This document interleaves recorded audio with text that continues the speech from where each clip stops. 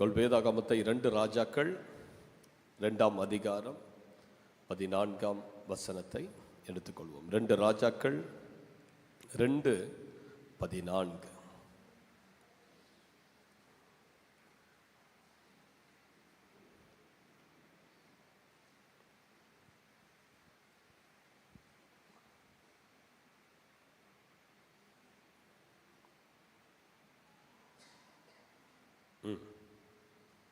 ரெண்டு ராஜாக்கள் 2:14 வாசிக்கலாமா? ஓகே. எலியாவின் மேலிருந்து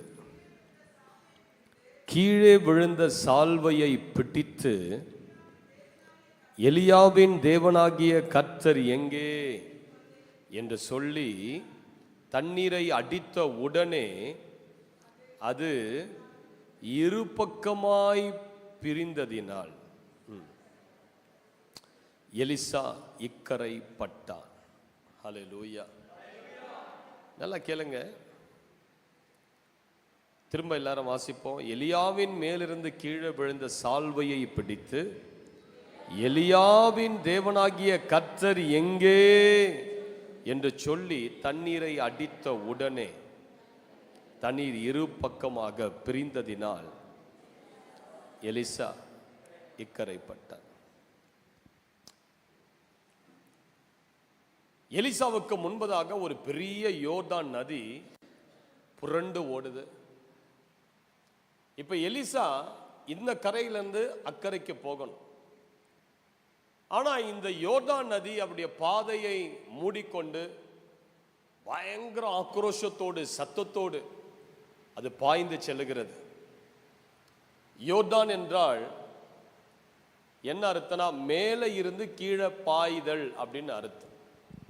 இந்த யோர்தான் நதி எங்க தொடங்குதுன்னா, லிபனோன் என்று சொல்லக்கூடிய ஒரு மலை பிரதேசத்தில் எர்மோன் என்று சொல்லக்கூடிய ஒரு சிகரத்திலிருந்து அங்க இருக்கிற பனி, அங்க பயங்கர பனிப்பொழிவு இருக்கும். இமாலய மலை எப்படி வெள்ளையா பனிப்பொழிவால் மூடப்பட்டிருக்கிறது, அதே போல இந்த லிபனோன் மலை, எர்மோன் மலை சிகரம் எப்பொழுதுமே வெள்ளையாக பனிகளால் மூடப்பட்டிருக்கு. அந்த பனியெல்லாம் உருகி, அந்த பனி துளிகள் எல்லாம் உருகி அதெல்லாம் தண்ணீராய் சேர்ந்து ஓடுவதுதான் இந்த யோர்தான் நதி. அந்த எர்மோன் சிகரத்திலிருந்து கரைந்து வருகிற அந்த பனி துளிகள் அதெல்லாம் சேர்ந்து ஒரு பெரிய நதியாய் மாறி அது பல தேசங்கள் வழியாய் ஓடி கடைசியில் போய் எங்க சேருதுன்னா, சவக்கடல் என்று சொல்லக்கூடிய ஒரு கடல்ல போய் சேருது. சவக்கடல் நிறைய நம்ம வாசித்திருப்போம். டெட் சி, அதுல எந்த உயிரினங்களும் கிடையாது, அதுல எந்த மீன்களும் கிடையாது, எந்த ஜீவன்களும் அதுல கிடையாது. அதனாலதான் அது பேரு சவக்கடல். அதுல நீங்க குதிச்சா கூட முழுக மாட்டீங்க, அதுல மிதக்கி கொண்டிருப்பீங்க. காரணம், உப்பினுடைய டென்சிட்டி ரொம்ப அதிகம், ரொம்ப உப்பு நிறைந்த ஒரு கடல்.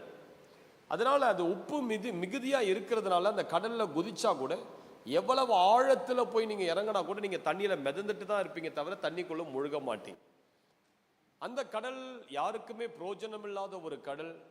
அதுல மீனவர்கள் இருக்க மாட்டாங்க, படகுகள் இருக்காது. காரணம், அதுல மீன்கள் ஒன்றுமே கிடையாது. அதனால அது பேர் என்ன பேரு? சவக்கடல், டெட் சி. இந்த யோர்தான் நதி எங்க ஓடி போய் சேருது? சவக்கடல்ல ஓடி போய் சேருது. இந்த யோர்தான் நதிக்கு இன்னொரு பேர் என்ன? மரண நதி என்று பெயர். மரண நதி. எப்படி இஸ்ரவேலர்கள் இந்த யோர்தானை கடந்து கானானை போய் சேர்ந்தார்களோ, அதே போல நமது வாழ்க்கையில ஒரு மரணத்துக்கு பிறகு ஒரு பரலோக கானானை காத்து கொண்டு இருக்கிறது. ஹல்லேலூயா. நல்லா கேளுங்க. இப்போ இந்த நதி எலிசாவுக்கு ஒரு சவால் விடுது. ஏய், நான் எவ்வளோ வருஷமா ஓடிக்கிட்டு இருக்கிறேன், எவ்வளோ ஆண்டுகளா நான் ஓடிட்டு இருக்கிறேன், நீ என்னடா சுண்டக்கா பையன், என்ன சவால் கொடுத்து என்ன முறைச்சு பார்த்துட்டு நிக்கிற? உனக்கு தைரியம் இருந்தா உன் காலை இதுல வெய் பார்க்கலாம், உன்னை இழுத்துட்டு போய் உன்னை சவக்கடல்ல தள்ளுறான் பார். நான் யாருன்னு நினைச்சுக்கிட்டு இருக்கிறேன்.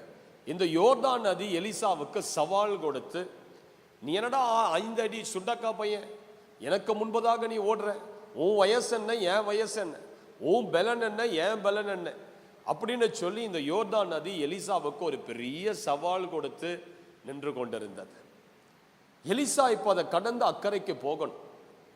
எலிசாவுக்கு என்ன செய்யறதுன்னு தெரியல. சிஸ்டர் பிரதர், இன்றைக்கு நமது வாழ்க்கையில கூட நிறைய ஆசீர்வாத தடைகள் உண்டு. ஒரு சில கதவுகள் திறக்கப்பட்டா நீங்க நல்லா இருப்பீங்க. ஒரு பாதையை கடந்துட்டீங்கன்னா நீங்க அடுத்த பாதைக்கு, அடுத்த இடத்துக்கு போயிடுவீங்க. ஆனா ஏதோ ஒரு தடை உங்கள் பொருளாதாரத்துல, உங்கள் குடும்பத்துல, உங்கள் எதிர்காலத்துக்கு, உங்க வேலைக்கு, உங்களுடைய தொழிலுக்கு, திருமணத்துக்கு ஏதோ ஒரு தடை பல ஆண்டுகளாக உங்களை பார்த்து அது சொல்லுது, சவால் கொடுக்குது. என்னை நீ தாண்ட முடியுமா? என்னை நீ கடக்க முடியுமா? எங்க என்னை ஏதாவது செய்ய டிஸ்டர்ப் பண்ணி பாரு, உன் காலை விட்டு பாரு, நான் உன்னை இழுத்துக்கிட்டு போயிடுறேன் பார். சில வல்லமைகள், ஏதோ சில சூழ்நிலைகள், தேவ பிள்ளைகள் கரையிலிருந்து அக்கறைக்கு படக்கூடாதபடி சில போராட்டங்கள், சில போராட்டங்கள். நீங்க அதை சரி செய்யணும்னு நினைச்சு சில பேர் உள்ள இறங்குறீங்க. அது என்ன பண்ணுது? பிரச்சனை உங்களை இழுத்துக்கிட்டு ஆழத்துக்கு கொண்டு போய் தள்ளுது. சில சூழ்நிலைகளை நான் மாத்திடுறேன், நான் சரி செய்யறேன்னு சொல்லி அப்படி நம்ம இறங்கி அதை சரி செய்யணும்னு நினைச்சா நம்ம அதை எங்கேயோ கொண்டு போய் அதை நம்மளை தள்ளி விட்டுடுது. அதுதான் பிரச்சனைகள், பலத்துக்கு மிஞ்சிய போராட்டங்கள், உன்னுடைய ஞானத்தால சரி செய்ய முடியாத சில சூழ்நிலைகள், உங்க திறமையால அறிவால சரி செய்து கொள்ள முடியாத சில சூழ்நிலைகள். இது வரைக்கும் நமக்கு அவைகள் போராடி கொண்டு சவால் விட்டு கொண்டு தான் இருக்கு சிஸ்டர் பிரதர். ஆனா இவ்வளவு பலத்தோடு வீரியத்தோடு கரை புரண்டு ஓடுகிற இந்த யோர்தான் நதியை 3 முறை தேவ பிள்ளைகள் கடந்திருக்கிறார்கள். ஹல்லேலூயா. இது எதை காட்டுது? ஒரு தேவ பிள்ளைக்கு முன்பதாக எந்த வல்லமையா இருந்தாலும் அது விலகி ஓடிதான் ஆகணும், அது பிரிந்து போய் தான் ஆகணும். ஹல்லேலூயா. ஒன்று முனை சேதப்படுத்த முடியாது. ஆண்டவர் சொல்லலையா, நீ சாவுக்கு ஏதுவான யாதொன்றை குடித்தாலும் அது உன்னை ஒன்றும் செய்யாது. நீ சர்ப்பங்களையும் தேள்களையும் மிதிப்ப, அவைகள் உன்னை சேதப்படுத்த முடியாது. நீ சிங்கங்கள் மேலும் விரியன் பாம்பின் மேலும் நடப்ப, அது உன்னை ஒன்றும் செய்ய முடியாது. வாதை உன் கூடாரத்தை அணுக முடியாது. ஏன்? கர்த்தர் உன்னோடு கூட பயங்கரமான யுத்த வீரனாய் நிற்கிறார், பராக்கிரமசாலியாய் நிற்கிறார். ஆகவே இந்த உலகத்தின் சக்திகள், உலகத்தின் வல்லமைகள் உலகத்தார சவால் விட்டு ஜெயம் எடுக்கலாம். ஆனா ரட்சிக்கப்பட்டு தேவனுடைய நாமத்தை தன் நெற்றியில முத்திரையாக பெற்ற தேவ பிள்ளைகளுக்கு விரோதமாக இந்த உலகத்தின் சக்திகள் தோற்று பின்வாங்கி வழி விட்டுத்தான் ஆக வேண்டும். நல்ல கைகளை தட்டி ஒரு ஹல்லேலூயான்னு சொல்லுங்க பார்க்கலாம். ஹல்லேலூயா. ஒருவரும் கடக்க கூடாத விரைந்து ஓடுகிற இந்த யோர்தான் நதி, கரை புரண்டு ஓடுகிற அந்த தண்ணீர். ஆனா வேதத்துல 3 முறை இஸ்ரவேலர்களுக்கு அது வழிவிட்டது. முதல் முறை இந்த யோர்தான் எப்போ வழிவிட்டது? இஸ்ரவேல் ஜனங்க எகிப்திலிருந்து வந்து இந்த கானானுக்குள்ள போக அவர்கள் ஆயத்தமா இருந்த போது இந்த யோர்தான் நதி அவர்களுக்கு முன்பதாக ஓடியது. 20 லட்சம் பேருடைய எதிர்காலத்தை தடை செய்து கொண்டிருந்த ஒரு நதியாக இருந்தது. சிறு பிள்ளைகள் இந்த கானானுக்குள்ள போய் சந்தோஷத்தின் ஆசீர்வாதத்தை அனுபவிக்க முடியாதபடி இந்த நதி தடை செய்து கொண்டிருந்தது. தேவன் கொடுத்த வாக்கு தத்தங்களை இந்த நதியை தாண்டனாதான் அதை போய் சுதந்திரிக்க முடியும். தேவன் கொடுத்த துறவுகள், அவர்களுக்கான வயல்கள், மலை பிரதேசங்கள் எல்லாவற்றையும் சுதந்திரிக்க தடையாயிருக்கிறது இந்த நதி. ஆனா இஸ்ரவேல் ஜனங்க என்ன செஞ்சாங்க? ஐயோ, இந்த நதியை எப்படி கடக்கிறது? இதை தாண்டினாதானே நாங்க வாக்கு தத்தத்தை பெற்றுக்கொள்ள முடியும், நாங்க ஆசீர்வாதமா இருக்க முடியும். ஆனா இந்த நதி எங்களுக்கு சவால் கொடுத்து ஓடுகிறதுன்னு சொல்லும் போது ஆண்டவர் சொன்னார் யோசுவா கிட்ட, யோசுவா, உங்ககிட்ட அபிஷேகம் பெற்ற ஆசாரியர்கள் இருக்கிறாங்க பாரு, அவங்கள போய் அந்த தண்ணியில நிக்க சொல், அவங்க போய் அந்த தண்ணியில நிக்க சொல். பைபிள் சொல்லுது, அந்த ஆசாரியர்கள் உடன்படிக்கை பெட்டியை சுமந்து கொண்டு அந்த யோர்தான் நதியில போய் நின்ற போது அவர்கள் கால்களில பாதங்களில் தண்ணீர் பட்ட உடனே பைபிள் சொல்லுது அந்த தண்ணீர் பின்னோக்கி ஓடியது, வழி திறந்தது. உலர்ந்த தரை வழியாய் இஸ்ரவேலர்கள் அந்த தண்ணீரை, அந்த பாதையை, யோர்தானை கடந்து வந்தார்கள். ஹல்லேலூயா. சில நேரங்கள் உங்கள் வாழ்க்கையில இருக்கக்கூடிய தடைகளை தேவன் யாரை வச்சு திரும்ப அதை உடைப்பாரு? உங்களுக்கென்று கொடுத்திருக்கிற ஊழியக்காரர்களை வச்சு அந்த தடையை உடைப்பார். அதனாலதான் ஒவ்வொரு தேவ பிள்ளைக்கும் ஒரு ஊழியக்காரர் வேண்டும். தேவன் உங்களுக்கென்று அபிஷேகித்து உங்களுக்கென்று ஒரு மேய்ப்பரை கொடுத்திருக்கிறார். உங்களால சில நதியை தாண்ட முடியாது, சில அபிஷேகம் பெற்ற தேவ மனிதர்களுடைய கால்கள் உங்க வீட்டில் படணும். உங்க ஊழியக்காரர் உங்க வீட்டில் கால் பதித்து உங்கள் வாழ்க்கையில போராடுகிற சில வல்லமைகள், நீங்கள் தாண்ட முடியாதபடி உங்கள் பாதையை அடைத்திருக்கிற அந்த வல்லமைகளை சில அபிஷேகம் பெற்ற தேவ மனிதர், உங்களுடைய ஊழியக்காரர் உங்க நிலத்துல வந்து நிற்கும் போது, உங்க வீட்டில வந்து நிற்கும் போது, அல்லது உங்களுக்காக அவர் பாரப்பட்டு கண்ணீரோடு ஜெபிக்கும் போது, உங்களுக்கு ஒரு வாசல், உங்களுக்கு ஒரு பாதையை கத்த திறக்க அவர் வல்லமையானவர். இந்த யோர்தான் நதி முதல் எப்படி யாருக்கு வழிவிட்டது? அபிஷேகம் பெற்ற தேவ மனிதர்கள் கால் பட்ட உடனே அந்த யோர்தானின் வல்லமை உடைந்தது, அந்த யோர்தானின் சக்தி பிரிந்தது, அது பின்னோக்கி ஓடியது, அது இரண்டாய் பிரிந்து ஓடியது, அதனுடைய தன்மை நீங்கியது, அதனுடைய வல்லமை நீங்கியது. உடனே அந்த பாதை உலர்ந்த பாதையாய் மாறிட்டான். ஹல்லேலூயா. பைபிள் அப்படிதான் சொல்லுது. ஒரு நதி போதுன்னா அது எவ்வளவு சகதியா இருக்கும் அந்த இடம், எவ்வளவு சேரா இருக்கும் அந்த இடம், எவ்வளவு சொதன்னு இருக்கும் அந்த இடம். ஆனா பைபிள் சொல்லுது, ஆசாரியர்கள் கால் பட்ட உடனே அந்த பாதை உண்டாகி அந்த பாதை உலர்ந்த பாதையாய், காய்ந்த பாதையாய் மாறிட்டான். இஸ்ரவேல் ஜனங்க அந்த காய்ந்த அந்த உலர்ந்த பாதை வழியாய் கடந்து கானானுக்குள் பிரவேசித்தார்கள். ஹல்லேலூயா. அப்போ அபிஷேகம் பெற்ற தேவ மனிதர்களோடு நீங்க இணைந்து இருக்கும் போது, அவர்கள் உங்களுக்காக ஜெபிக்கும் போது, அவர்கள் உங்கள் வீடுகளில் வந்து ஜெபிக்கும் போது, உங்கள் நிலத்தில் ஜெபிக்கும் போது, நீங்க வாங்குகிற ஏதாவது வாகனத்தை தொட்டு அவர்கள் அதை பிரதிஷ்டை செய்து ஜெபிக்கும் போது, உங்களுக்கு முன்பதாக சவால் விடுகிற எல்லா தடைகள் அவைகள் விலகி போய் தான் ஆகணும். ஹல்லேலூயா. இரண்டாவது, யாருக்கு இந்த யோர்தான் வழிவிட்டது தெரியுமா? எலியா என்கிற ஒரு தேவ மனிதனுக்கு இது வழிவிட்டது. எலியா தேவ ஆவியினால் வழிநடத்தப்பட்ட எலியா, இப்போ அவருக்கு ஒரு பரலோகத்திலிருந்து ஒரு அக்கினி ரதம் இறங்கி வரப்போகுது. இன்னும் கொஞ்ச நேரத்தில் எலியா உயிரோடு கூட பரலோகத்துக்கு எடுத்துக்கொள்ளப்பட போகிறார். ஆனா அவர் பரலோகத்துக்கு எடுத்துக்கொள்ளப்பட ஒரு மகிமையின் அழைப்பு பரலோகத்திலிருந்து வந்து கொண்டிருக்கிறது. ஆனா அந்த அழைப்பை இந்த யோர்தான் நதி தடை செய்து கொண்டிருந்தது.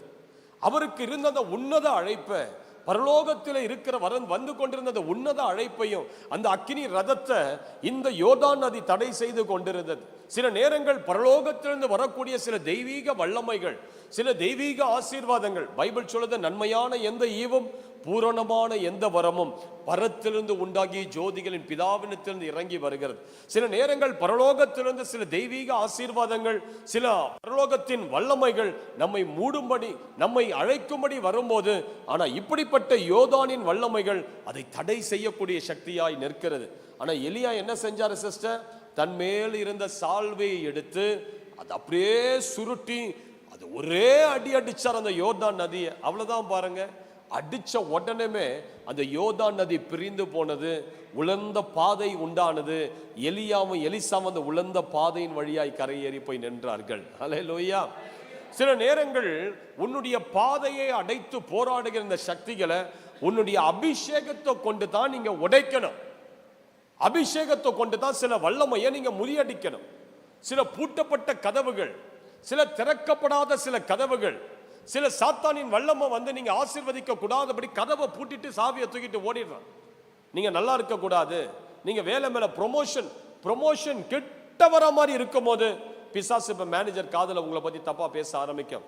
அவன்லாம் என்ன வேலை செய்யறான், அவனுக்கு ப்ரொமோஷன் தர போற, அல்லது சில பிசினஸ்ல ஒரு உயர்வை தேவன் தரும்போது இந்த பிசாசின் வல்லமை உடனே வந்து நின்று அதை தடை செய்து போராடி கொண்டிருக்கும். சிஸ்டர் பிரதர், பைபிள் சொல்லுது, ஏசாயா 10:26 அபிஷேகத்தால் நுகம் முறிந்து போகும். அப்போ சில நுகத்தை நீங்க எதை வச்சுதான் முறிக்கணும்னா, தேவன் உங்கள் மேல கொடுத்த அபிஷேகத்தை நீங்க பயன்படுத்தணும். ஒவ்வொரு தேவ பிள்ளைகளும் அபிஷேகத்தில் நிரம்பி இருக்கணும். ஒரு மனிதனுடைய, ஒரு கிறிஸ்தவனுடைய வெற்றி எதுல மறைந்திருக்குதுன்னா அவனுடைய அபிஷேகத்துல தான் அது மறைந்திருக்கு. உங்க தலை மேல தேவன் ஒரு அபிஷேகத்தை கொடுத்திருக்கிறார்.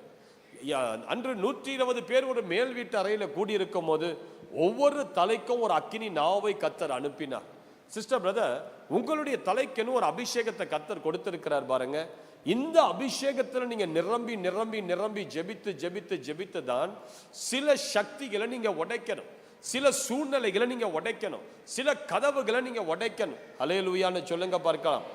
ஏசாயா 45 அதிகாரத்தில் ஆண்டவர் சொல்றாரு, இதோ வெண்கல கதவுகளை உடைத்து இரும்பு தாழ்பால்களை முறித்து அந்த காலத்தில் இருக்கிற புதையல்களையும் ஒளிப்பிடத்தில் இருக்கிற பொக்கிஷங்களை நான் உனக்கு தருவேன்.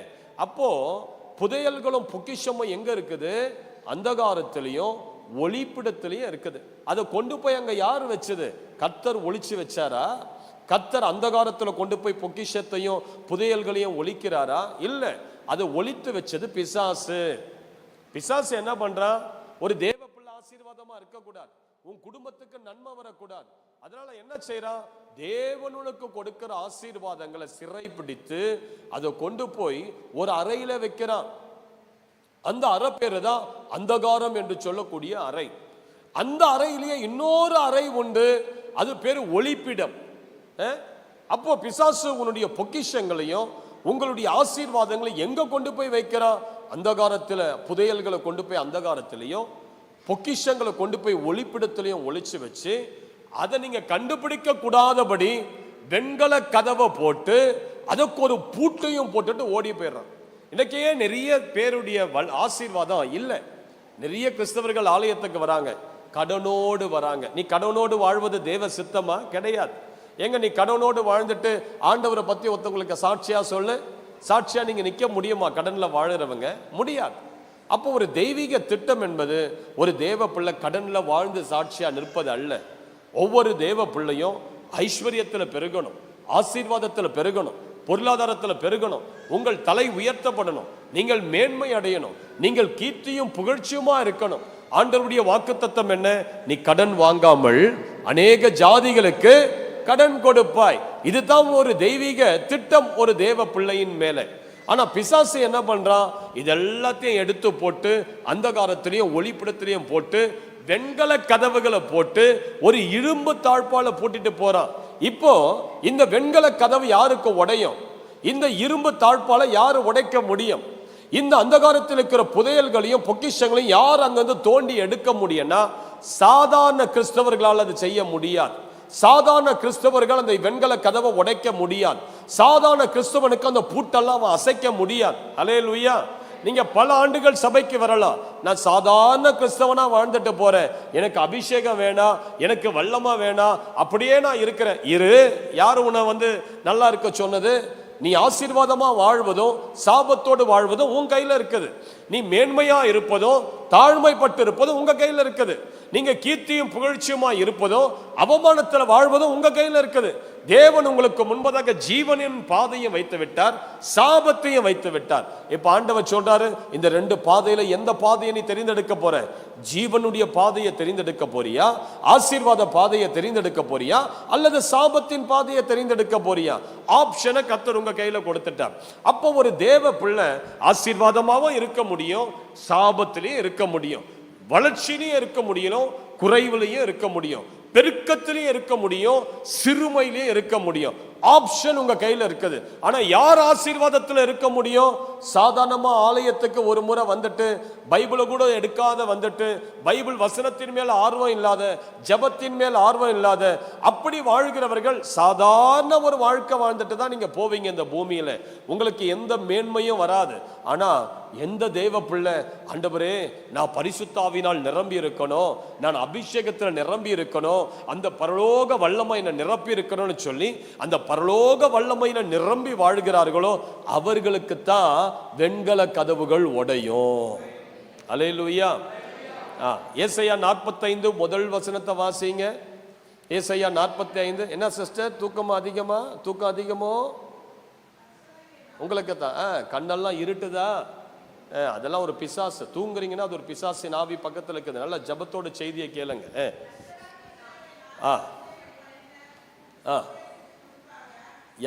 யாருக்கு முன்பதாக? யார் கோரேசு? அபிஷேகம் பண்ணப்பட்ட கோரேசு. ஜாதிகளை கீழ்ப்படுத்தி ராஜாக்களின் இடைக்கட்டுகளை அவிழ்க்கும்படிக்கும் அவனுக்கு முன்பதாக வாசல்கள் பூட்டப்படாதிருக்க கதவுகள் திறந்து வைக்கும்படிக்கு. போதும். யாருக்கு வாசல்கள் பூட்டப்படாதிருக்கும்? யாருக்கு கதவுகள் திறக்கப்பட்டிருக்கும்? கர்த்தர் அபிஷேகம் பண்ணின கோரேசுக்கு வாசல்கள் திறக்கப்பட்டிருக்கும்.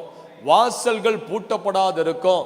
அப்போ எந்த தேவ பிள்ளைக்கு வாசல்கள் திறந்து வைத்திருக்கிறார்? யாருக்கு கதவுகள் பூட்டப்படாது இருக்குது? கர்த்தரால் அபிஷேகம் பெற்ற தேவ பிள்ளைகளுக்கு வாசல்கள் பூட்டப்படாதிருக்க, கதவுகள் திறக்கப்பட்டிருக்க கர்த்தர் கட்டளையிட்டு வைத்திருக்கிறார். நல்ல கைகளை தட்டி ஒரு அல்லேலூயான்னு சொல்லுங்க பார்க்கலாம். அப்ப ஒரு வெண்கல கதவுகளை இரும்பு தாழ்பால உடைத்த அந்தகாரத்தில் இருக்கிற புதையல்களை பொக்கிஷங்களை யாரால சுதந்திரிக்க முடியும்? யாருக்கு அந்த கதவுகள் திறக்கப்பட முடியும்னா கர்த்தரால் அபிஷேகம் பெற்ற தேவ பிள்ளைகளுக்கு தான் இப்படிப்பட்ட வாசல்களை திறக்கிற அதிகாரத்தை கர்த்தர் கொடுத்திருக்கிறார். விளங்குதான் நான் சொல்றது உங்களுக்கு? எத்தனை பேருக்கு புரியுது இந்த காலையில? நல்ல கைகளை உயர்த்தி ஒரு அல்லேலூயா. கர்த்தரால் அபிஷேகம் பெற்றவர்களுக்கு தான் வாசல்கள் திறக்கப்படும். ஒரு அபிஷேகம் பெற்ற தேவ பிள்ளை ஒரு இடத்துல போய் நின்னாலே கதவுகள் தானா ஓபன் ஆகும். அவன் எந்த சூழ்நிலையில போய் நின்னாலும், அது எப்படிப்பட்ட சபிக்கப்பட்ட இடமா இருந்தாலும், அவன் கால் அந்த இடத்துல படும்போது கதவுகள் அவனுக்கு திறக்கப்படும். ஹல்லேலூயான்னு சொல்லுங்க. அப்ப எலியா தன் மேல இருந்த சால்வையை எடுத்து, அந்த சால்வை அபிஷேகத்துக்கு அடையாளம், அது ஒரே அடி அடிக்கும் போது அபிஷேகத்தினால் அந்த நதி இரண்டாய் பிரிந்தது. இதனாலதான் நீங்க அபிஷேகத்துல நிரம்பணும். எதுக்கு ஆலயத்துக்கு வரீங்க? இந்த ஆலயத்துக்கு வரும்போது அன்றைக்கு ஒரு அபிஷேகத்தை கர்த்தர் வைத்திருக்கிறார். நீ அதிகாலையில ஜெபிக்கும் போது அதிகாலையில உன்னை ஒரு அபிஷேகம் மூடும். நீ இரவு நேரங்களில் ஜெபிக்கும் போது அந்த இரவு நேரங்களில் ஒரு அபிஷேகம் மூடும். ஒவ்வொரு தேவ பிள்ளைகளையும் ஆண்டவர் ஒவ்வொரு நாளும் குறைந்தது ஒரு 2 முறையாவது அபிஷேகிக்க விரும்புகிறார். தேவ ஆலயத்தில் ஒரு குத்து விளக்கு இருந்தது. அந்த குத்து விளக்குக்கு சரியா ஆசாரியன் காலை 9 மணிக்கு ஆசரிப்பு கூடாரத்தில் போய் அதுக்கு புது எண்ணெயை ஊற்றுவான். பழைய எண்ணெய் எல்லாத்தையும் எடுத்து அந்த குத்து விளக்கை நல்லா தொடச்சு, பழைய எண்ணெய் அல்ல, காலை 9 மணிக்கு ஒரு புது எண்ணெய் அந்த குத்து விளக்குல இறங்கும். அப்போ அந்த குத்து விளக்குல ஒரு புதிய திரியை போட்டு அந்த விளக்கை ஏற்றும் போது அந்த 7 அகல்கள் கொண்ட அந்த குத்து விளக்கு அப்படியே ஜுவாலித்து பிரகாசமா எழும். அதே போல மதியம் 3 மணிக்கு திரும்ப வேற ஒரு ஆசாரியன் உள்ள போவான். அந்த எண்ணெயெல்லாம் எடுத்து திரும்ப புது எண்ணெயை அந்த குத்து விளக்குக்கு ஊற்றி ஒரு புது திரியை வைத்து திரும்ப விளக்கேற்றுவான். அப்போ அந்த குத்து விளக்க ஆண்டவர் 2 முறை எண்ணெயால் அபிஷேகித்து அதை ஏற்ற விரும்புகிறார்.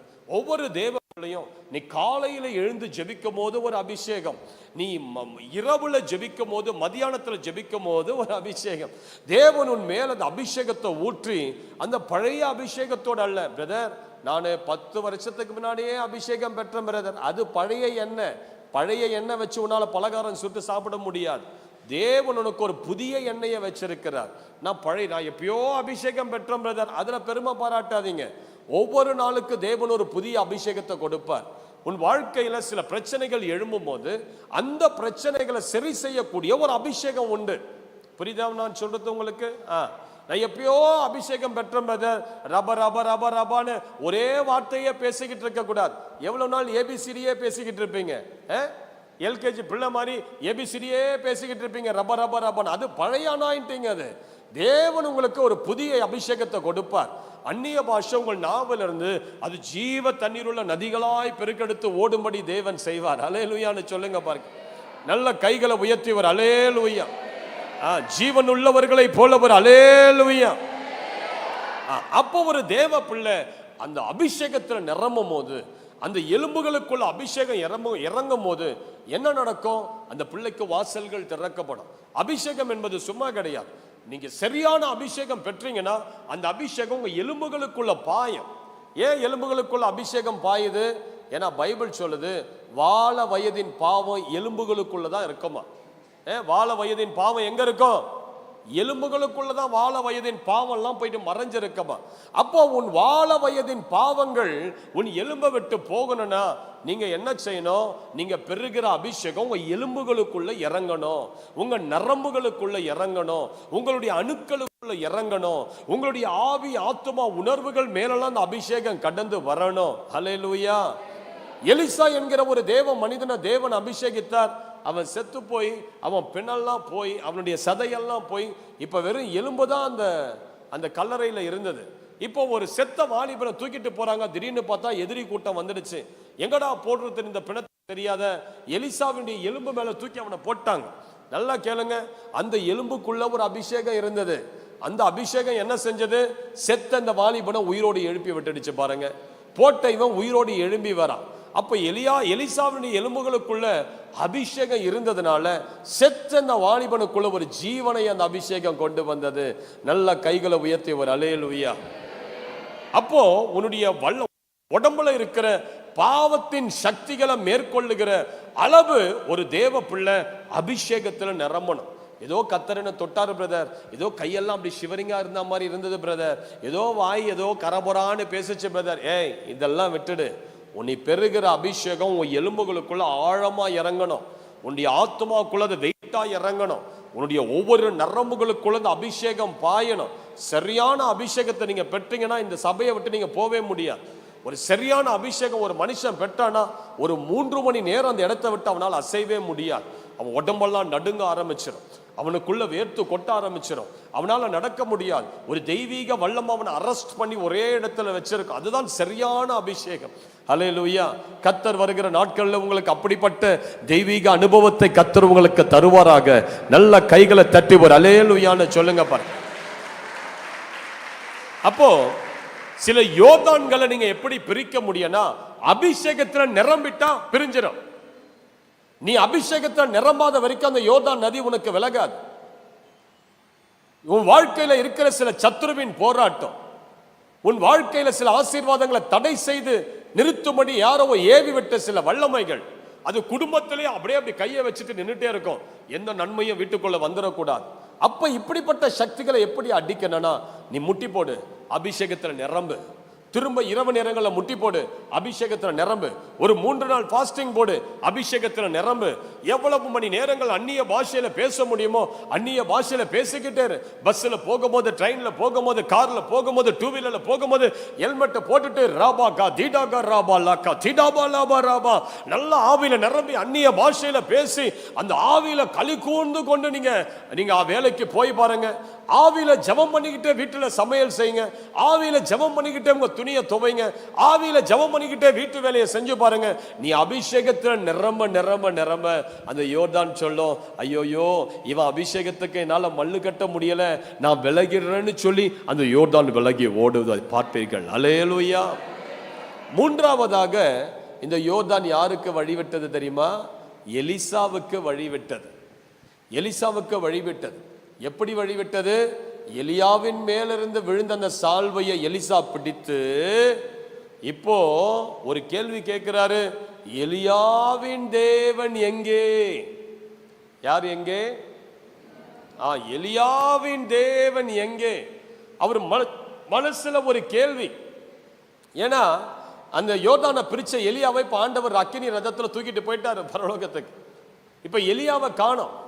ஆனா எலியா போகும்போது ஆண்டவர் எலிசாவுக்கு ஒரு சால்வையை போட்டுட்டு போனார்.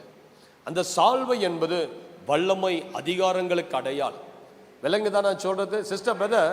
இயேசு பரமேறும் போது அவர் உனக்காக பரத்துக்கு சென்று ஆவியானவரை நம்மேல் அனுப்பி வைத்தார்.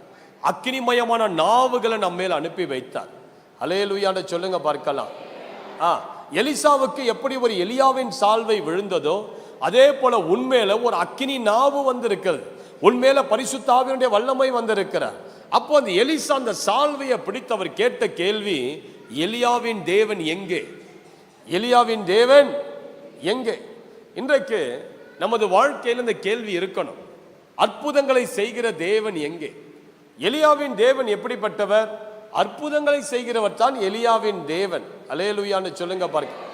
இன்னைக்கு நிறைய பேர் ஆலயத்துக்கு வரோம் போறோம், ஏதோ கடமைக்காக ஞாயிற்றுக்கிழமையை நிறைவேற்றணும், பரிசுத்த ஓய்வு நாளை நிறைவேற்றணும்னு சொல்லி நீங்க என்ன பண்றீங்க?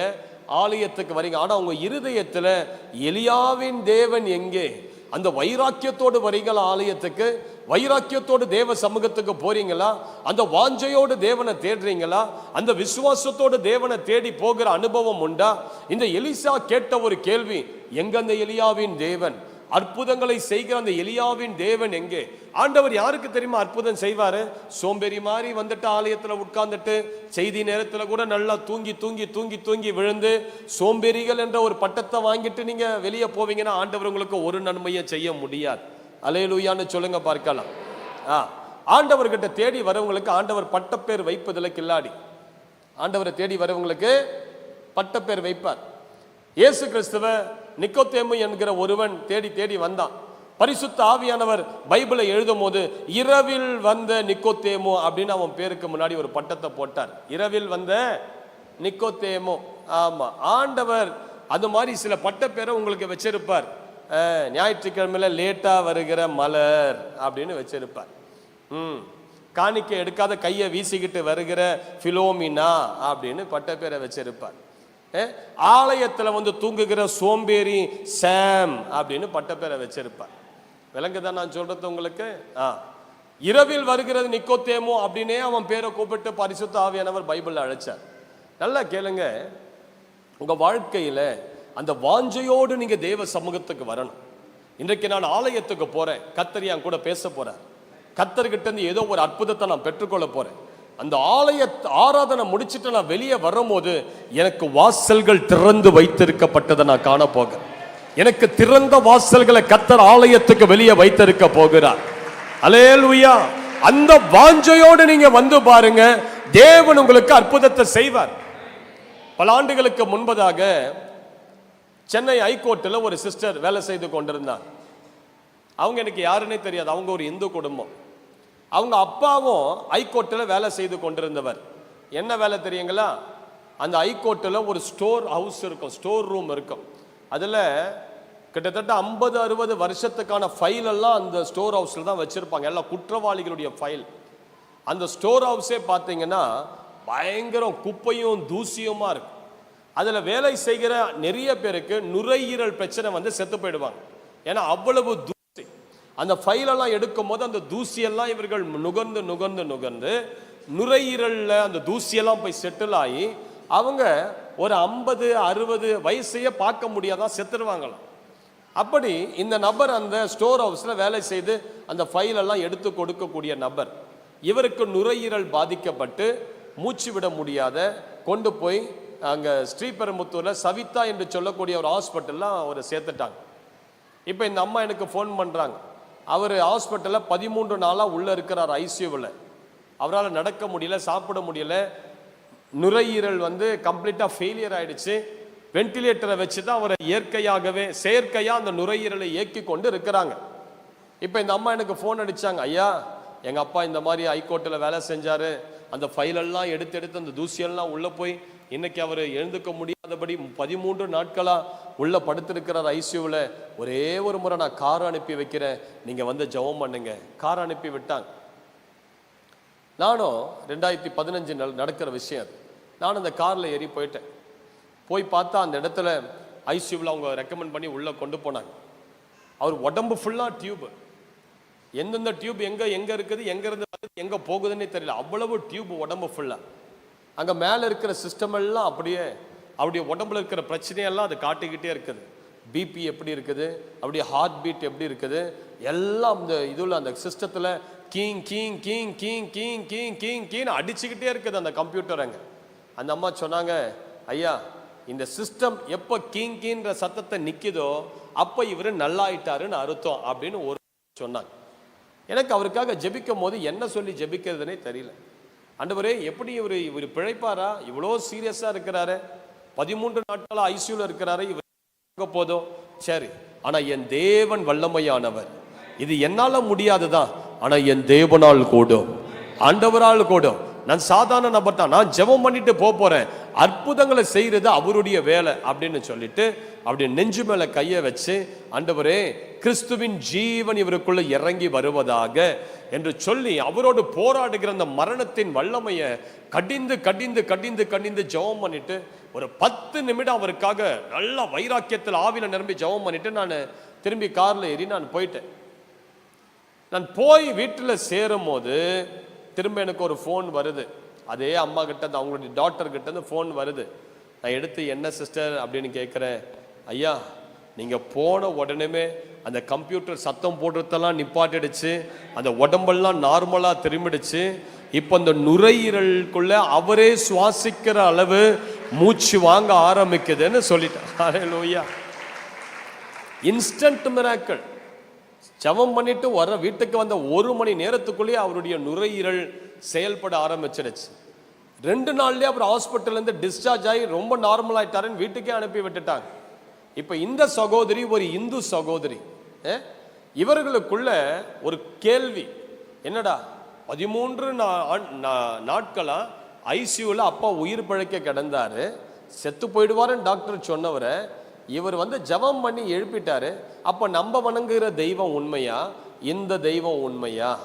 சரி, நம்ம கண்டுபிடிச்சே ஆகணும் அப்படின்னு சொல்லிட்டு அந்த ஞாயிற்றுக்கிழமை அவங்க எங்க ஆலயத்துக்கு வராங்க. ஞாயிற்றுக்கிழமை அவங்களும் ஹைகோர்ட்டில் வேலை செய்யறவங்க. அந்த ஜட்ஜுக்கு கீழே டேபிள்ல உட்கார்ந்து இருப்பாங்க பார்த்தீங்களா, ஜட்ஜு கேட்கும் போது அந்த ஃபைல் எல்லாம் எடுத்து ஜட்ஜு கிட்ட இப்படி கொடுப்பாங்க பாருங்க, அந்த அம்மா அந்த வேலை செய்யற அம்மா, நல்ல இன்ஃப்ளூயன்ஷியலான பர்சன். அவங்க ஆலயத்துக்கு அந்த ஞாயிற்றுக்கிழமை வராங்க. என்ன கேள்வியோடு வராங்க? நான் வணங்குகிற தெய்வம் உண்மையா, இல்லை இவர்கள் சொல்லுகிற இயேசு உண்மையா என்பதை கண்டுபிடிக்க வராங்க. இவர்கள் சொல்லுகிற தேவன் உண்மையான தேவன்னா அவங்க வரும்போதே ஒரு கேள்வியோடு வராங்க. என்ன கேள்வி? என்கிட்ட 2 பேரு 15 வருஷமா, ஒருத்தன் 15 வருஷம், ஒருத்தன் 10 வருஷம், இவங்க கிட்ட இருந்து ஒரு அமௌண்ட்டை வாங்கிக்கிட்டு காசை தராம ஏமாத்திக்கிட்டு இருக்கிறானு. இந்த அம்மா ஒரு கேள்வியோடு வராங்க அன்னைக்கு ஆலயத்துக்கு. ஒருவேளை இவர்கள் சொல்லுகிற இயேசு உண்மையான தெய்வமா இருந்தால், இந்த ஆராதனை முடிச்சுட்டு நான் வீட்டுக்கு போன பிறகு எனக்கு அந்த 2 பேரும் காசை கொடுக்கணும்.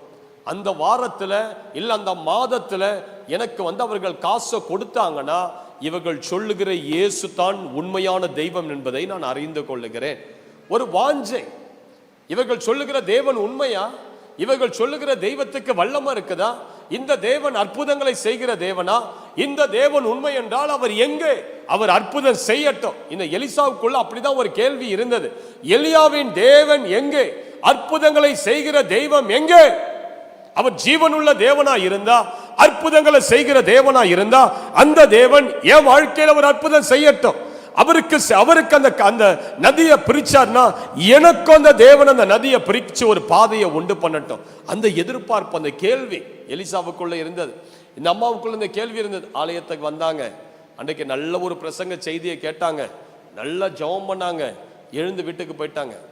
அந்த அம்மாவுடைய வீடு வானகரம், சென்னையில் வானகரம் என்று சொல்லக்கூடிய இடத்துல அவங்களுடைய வீடு இருக்குது. இவங்க வீட்டுக்கு போயிட்டு குனிஞ்சு அந்த அம்மாவுடைய பூட்டை திறக்கிறாங்க, கதவை. பின்னாடி இருந்து ஒருத்தர் கூப்பிடுறாரு, மேடம் அப்படின்னு கூப்பிடுறாரு. திரும்பி பார்த்தா 15 வருஷத்துக்கு முன்னாடி காசு வாங்கிட்டு தராத இருந்தான் பாருங்க, அந்த ஆளு பின்னாடி நிற்கிறான். ஒரு வெள்ளை என்வலப் கவர்ல அவ்வளோ காசையும் போட்டுட்டு கையில பிடிச்சிட்டு நிற்கிறான். அவன் சொன்னா கிட்ட உங்ககிட்ட இவ்வளோ நாளாக இந்த பணத்தை நான் கொடுக்காத டிலே பண்ணிட்டேன், என்னை மன்னிச்சிருங்க, இதில் வட்டியோடு சேர்த்து நான் இப்போ உங்களுக்கு கொடுக்குறேன்னு சொல்லி அந்த பணத்தை கொடுத்துட்டேன். அந்த பணம் அவங்களுக்கு பெருசா தெரியல. இவர்கள் ஆராதிக்கிற தேவன் இருதயத்தின் எண்ணங்களோ கூட கேட்டு இவ்வளவு அற்புதங்களை செய்ய முடியும்னா இந்த இயேசு உண்மையாகவே சக்தி உள்ள தேவன். அல்லேலூயா. புரியுதா நான் சொல்றது உங்களுக்கு? ஒரு புறஜாதி மனுஷனுக்கு அற்புதம் நடக்குது, ஏன் உனக்கு நடக்கல அற்புதம்? ஏன் உங்களுக்கு அற்புதம் நடக்கல? ஒரு புறஜாதி மனுஷி வரும்போதே ஒரு கேள்வியோடு உள்ள வரா, இவர்கள் சொல்லுகிற தேவன் உண்மைனா எனக்கு அற்புதம் நடக்கட்டும். அப்படிப்பட்ட கேள்வி உங்க மனசுல இருக்குதா பிரதர்? உங்களுக்கெல்லாம் ஏசியை போட்டு கொடுத்துட்டார் பாஸ்டர், நல்லா தூங்கிட்டு இருக்கீங்க, தூங்குங்க. ஆண்டவர் வருகையிலும் தூங்கிட்டு தான் இருக்க போறீங்க. எல்லாரும் மொத்தவங்க டாட்டா காட்டிட்டு மேலே போறாங்க. நீங்க அந்த கிறிஸ்துவின் ஆட்சியில ஜாலியா இருங்க. அல்லேலூயா. விளங்குதான் நான் சொல்றது உங்களுக்கு? இன்றைக்கு பார்ன் கிறிஸ்டியனை விட இங்க எத்தனை பேர் பிறந்த பார்ன் கிறிஸ்டியன் கை தூக்க வேண்டாம். ஆனா நிறைய பேர் பார்ன் கிறிஸ்டியன். ஆனா நான் பார்ன் கிறிஸ்டியன் கிடையாது. நாங்கெல்லாம் ஒரு இந்து குடும்பத்திலிருந்து பயங்கரமான விக்கிரக ஆராதனையில இருந்து, பிசாசின் போராட்டத்தில் இருந்து, பல நாட்களா பிசாசுக்கு படைக்கப்பட்ட அந்த சாப்பாடை சாப்பிட்டு இப்படி நிறைய ஆராதனையில கலந்து கொண்டு எங்க வீட்டில் 100க்கு மேற்பட்ட படங்கள் உண்டு. எங்க வீட்டுக்கு வெளியே வாசல்ல முனீஸ்வரத்துக்கு ஒரு கல்லை வச்சு அது தெய்வமா கும்பிட்டு இருந்தோம். அந்த தெய்வத்துக்குன்னு ஒரு மரத்தை வச்சிருந்தோம். இவ்வளவு பயங்கர பக்தி வைராக்கியம் நிறைந்த ஒரு குடும்பத்திலிருந்து இன்றைக்கு நான் ஒரு ஊழியக்காரனா தமிழ்நாடு முழுவதிலும் தேவன் எடுத்து பயன்படுத்துறாருன்னா, கிறிஸ்துவுக்குள்ளேயே பிறந்து வளர்ந்த நீங்க எங்க இருக்கீங்க?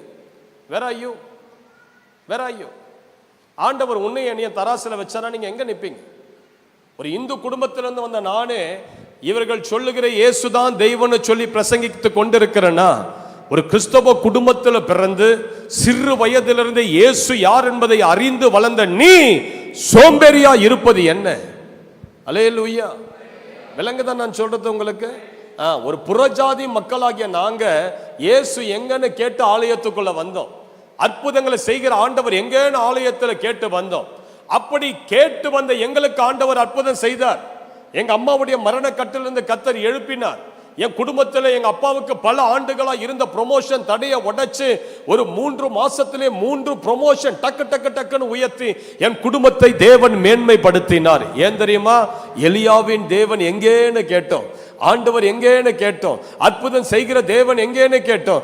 ஆண்டவர் அற்புதம் செய்கிறவரா இருந்தா எங்களுக்கு இன்றைக்கே செய்யட்டும் வைராக்கியமா நின்றோம். சிஸ்டர் பிரதர், எந்த தேவ பிள்ளை எனக்கு அற்புதங்கள் தேவன் செய்துதான் ஆகணும், இந்த மாதமே செய்துதான் ஆகணும் வைராக்கியத்தோடு இருதயத்தில் கேள்வியோடு நிற்கிறீர்களோ, உங்களுக்கு தேவன் நிச்சயமாய் சத்தியமாய் அற்புதம் செய்து உங்களை அவர் அதிசயங்களை காண பண்ணுவார்.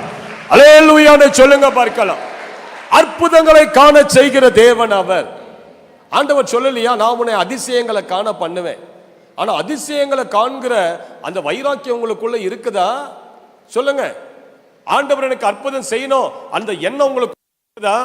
எனக்கு அற்புதம் நடக்கணும் பிரதர், என் வாழ்க்கை மங்கி போய் இருக்குது, பொருளாதாரம் எல்லாம் சின்னபின்னமா இருக்குது, குடும்ப சூழ்நிலை சரியில்லை, என் குடும்பமே ஒரு மரண இருளின் பள்ளத்தாக்கு போல இருக்குது, இந்த எலியாவின் தேவன் எங்கே, அற்புதங்களை செய்கிற தேவன் எங்கேன்னு சொல்லி வைராக்கியத்தோடு எழும்புகிற அந்த அந்த அந்த வைராக்கியம், அந்த விசுவாசம் உங்களுக்குள்ள உண்டா? எலிசாவுக்குள்ள அது இருந்தது. அவன் கேட்டான், எலியாவின் தேவன் எங்கே, அற்புதங்களை செய்கிற தேவன் எங்கே? அற்புதங்களை செய்கிற தேவன் ஒருத்தர் இருந்தார்னா நான் ஏன் இப்படி இருக்கிறேன்? எனக்கு இந்த நதியை பிரிச்சு தான் அவர் ஆகணும். அவங்களுக்கு செஞ்சார்ல, எனக்கும் இதை செஞ்சுதான் ஆகணும்.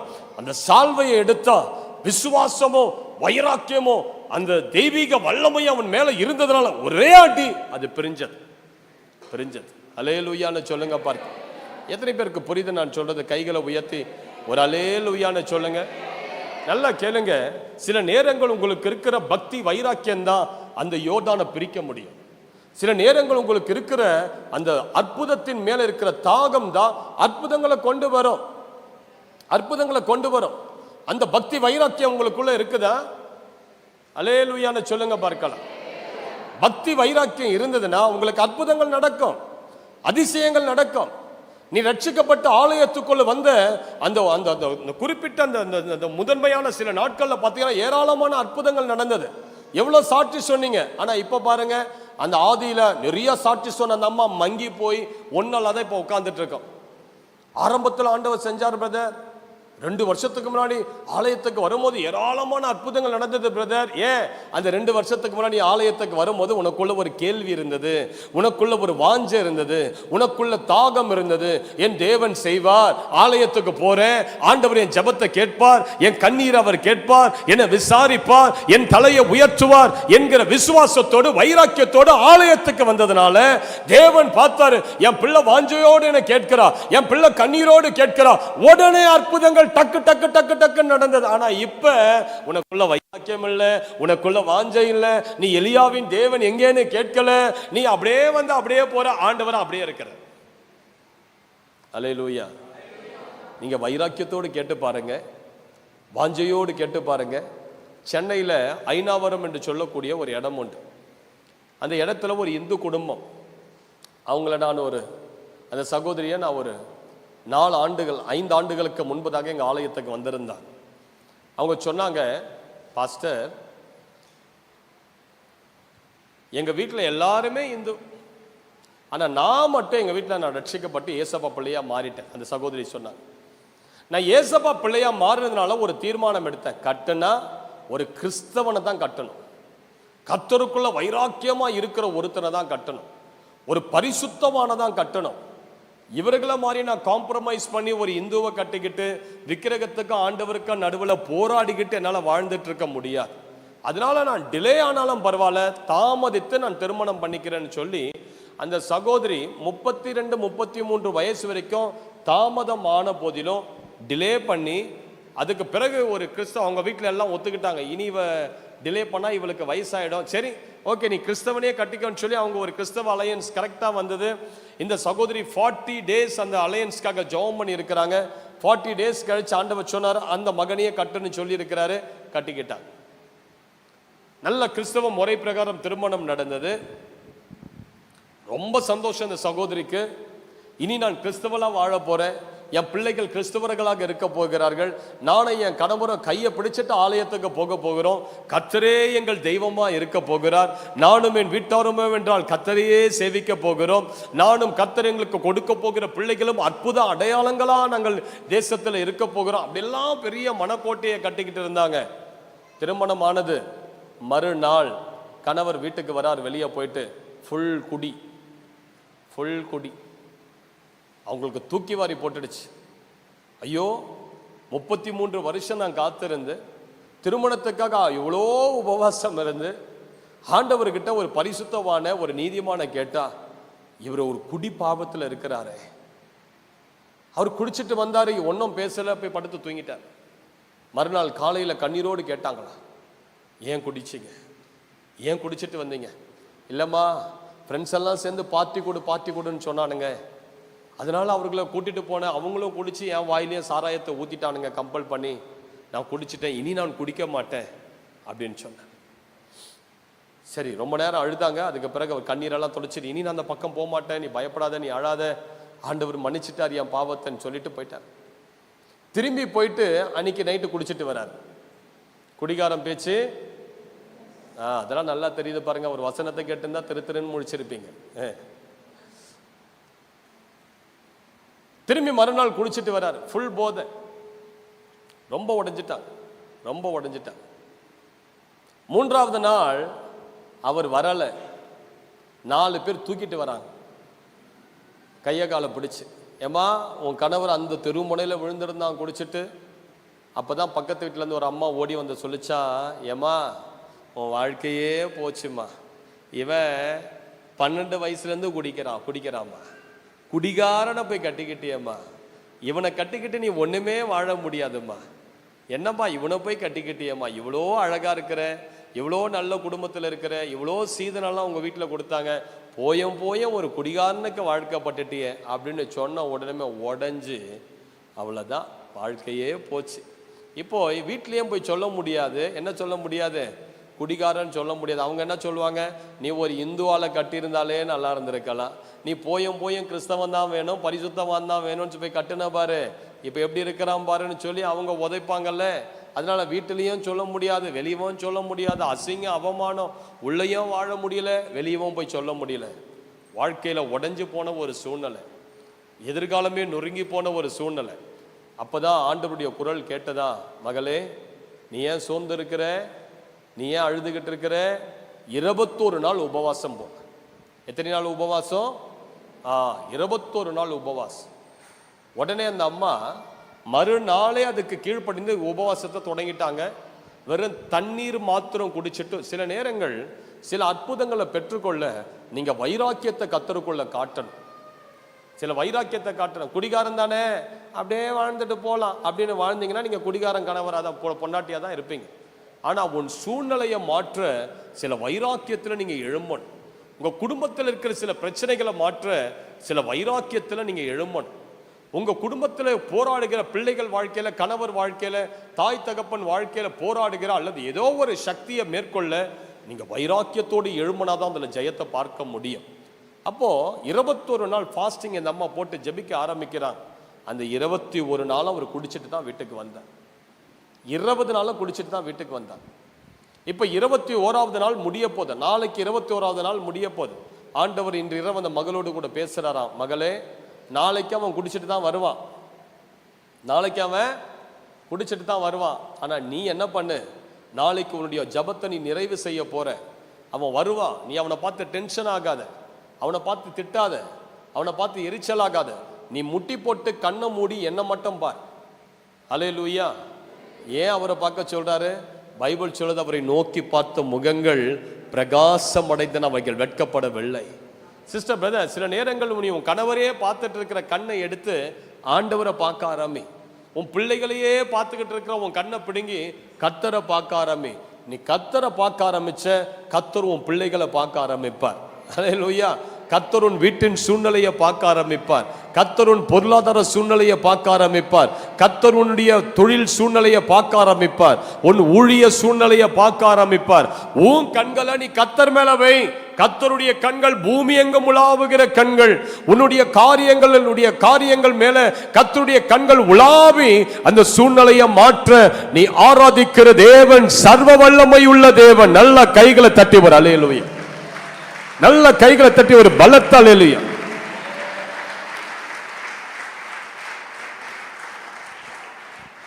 என்ன ஆச்சு தெரியுங்களா? 21வது நாள் கர்த்தர் சொல்லிட்டார், கண்ணை திறக்காத, நீ என்ன மட்டும் பாரு, கையை தட்டி ஆவில நிரம்பி அபிஷேகத்தில் நிரம்பி என்னை ஆராதிச்சுக்கிட்டே இரு. இப்போ உள்ள வராரு கணவர், அப்படியே ஃபுல் போதை, கண்ணெல்லாம் அப்படியே கோவப்பழம் மாதிரி செக்க செவல்னு இருக்குது. உள்ள வந்துட்டு வழக்கமாக போய் பெட்ரூமில் போய் பொத்துன்னு விழுந்து தூங்குற ஆளு அன்னைக்கு இந்த அம்மா பக்கத்தில் அவரும் உட்கார்ந்துட்டு அவரும் குடியில் ஃபுல்லாக போதையில் அவரும் கையை தட்டி பாட ஆரம்பிச்சிட்டார். இந்த சகோதரி அதை கண்டுக்கவே இல்லை. இவங்க பாட்டுட்டு கையை தட்டி ஆண்டவர் அபிஷேகத்தில் அந்நிய பாஷையில் பேசி நிரம்பிக்கிட்டே இருக்கிறாங்க. ஆவியில் நிரம்பி ஜெபம் பண்ணுறாங்க. திடீரென்று அவருடைய கணவருக்குள்ள இருந்து ஒரு பிசாசு, ஒரு குடிவெறியின் ஆவி உள்ள இருந்து வெளியே வந்து சொல்லுதா, அடி பாவி, இவன் இவ்வளோ நாளாக சந்தோஷமா இருந்தான், இவனுக்குள்ள நான் வந்து இவ்வளோ நாளாக சந்தோஷமா குடிச்சுக்கிட்டு இருந்தேன், ஆனால் உன்னை கட்டுனாம் பாரு, நீ இந்த 21 நாள் உபவாசம் போட்டு இந்த உடம்புல இருக்கிற என் வல்லமையெல்லாம் அழிச்சிட்ட, இனி இந்த உடம்புல என்னால் வாழ முடியாது, இனி இந்த உடம்புக்குள்ள என்னால் போக முடியாது, என்ன போன்னு சொல்லி ஏதோ ஒரு சத்தம் வானத்திலிருந்து எனக்கு கேட்குது, அதனால இந்த உடம்பை விட்டு நான் போறேன்னு சொல்லி அந்த ஆவி அந்த இடத்துல அந்த நபரை அலக்கழித்து தள்ளி அது ஆவி ஓடியே போச்சு. அந்த குடி அடிமத்தனம் அன்றைக்கு அந்த பிரதருடைய வாழ்க்கையில உடைஞ்சது. ஹல்லேலூயா.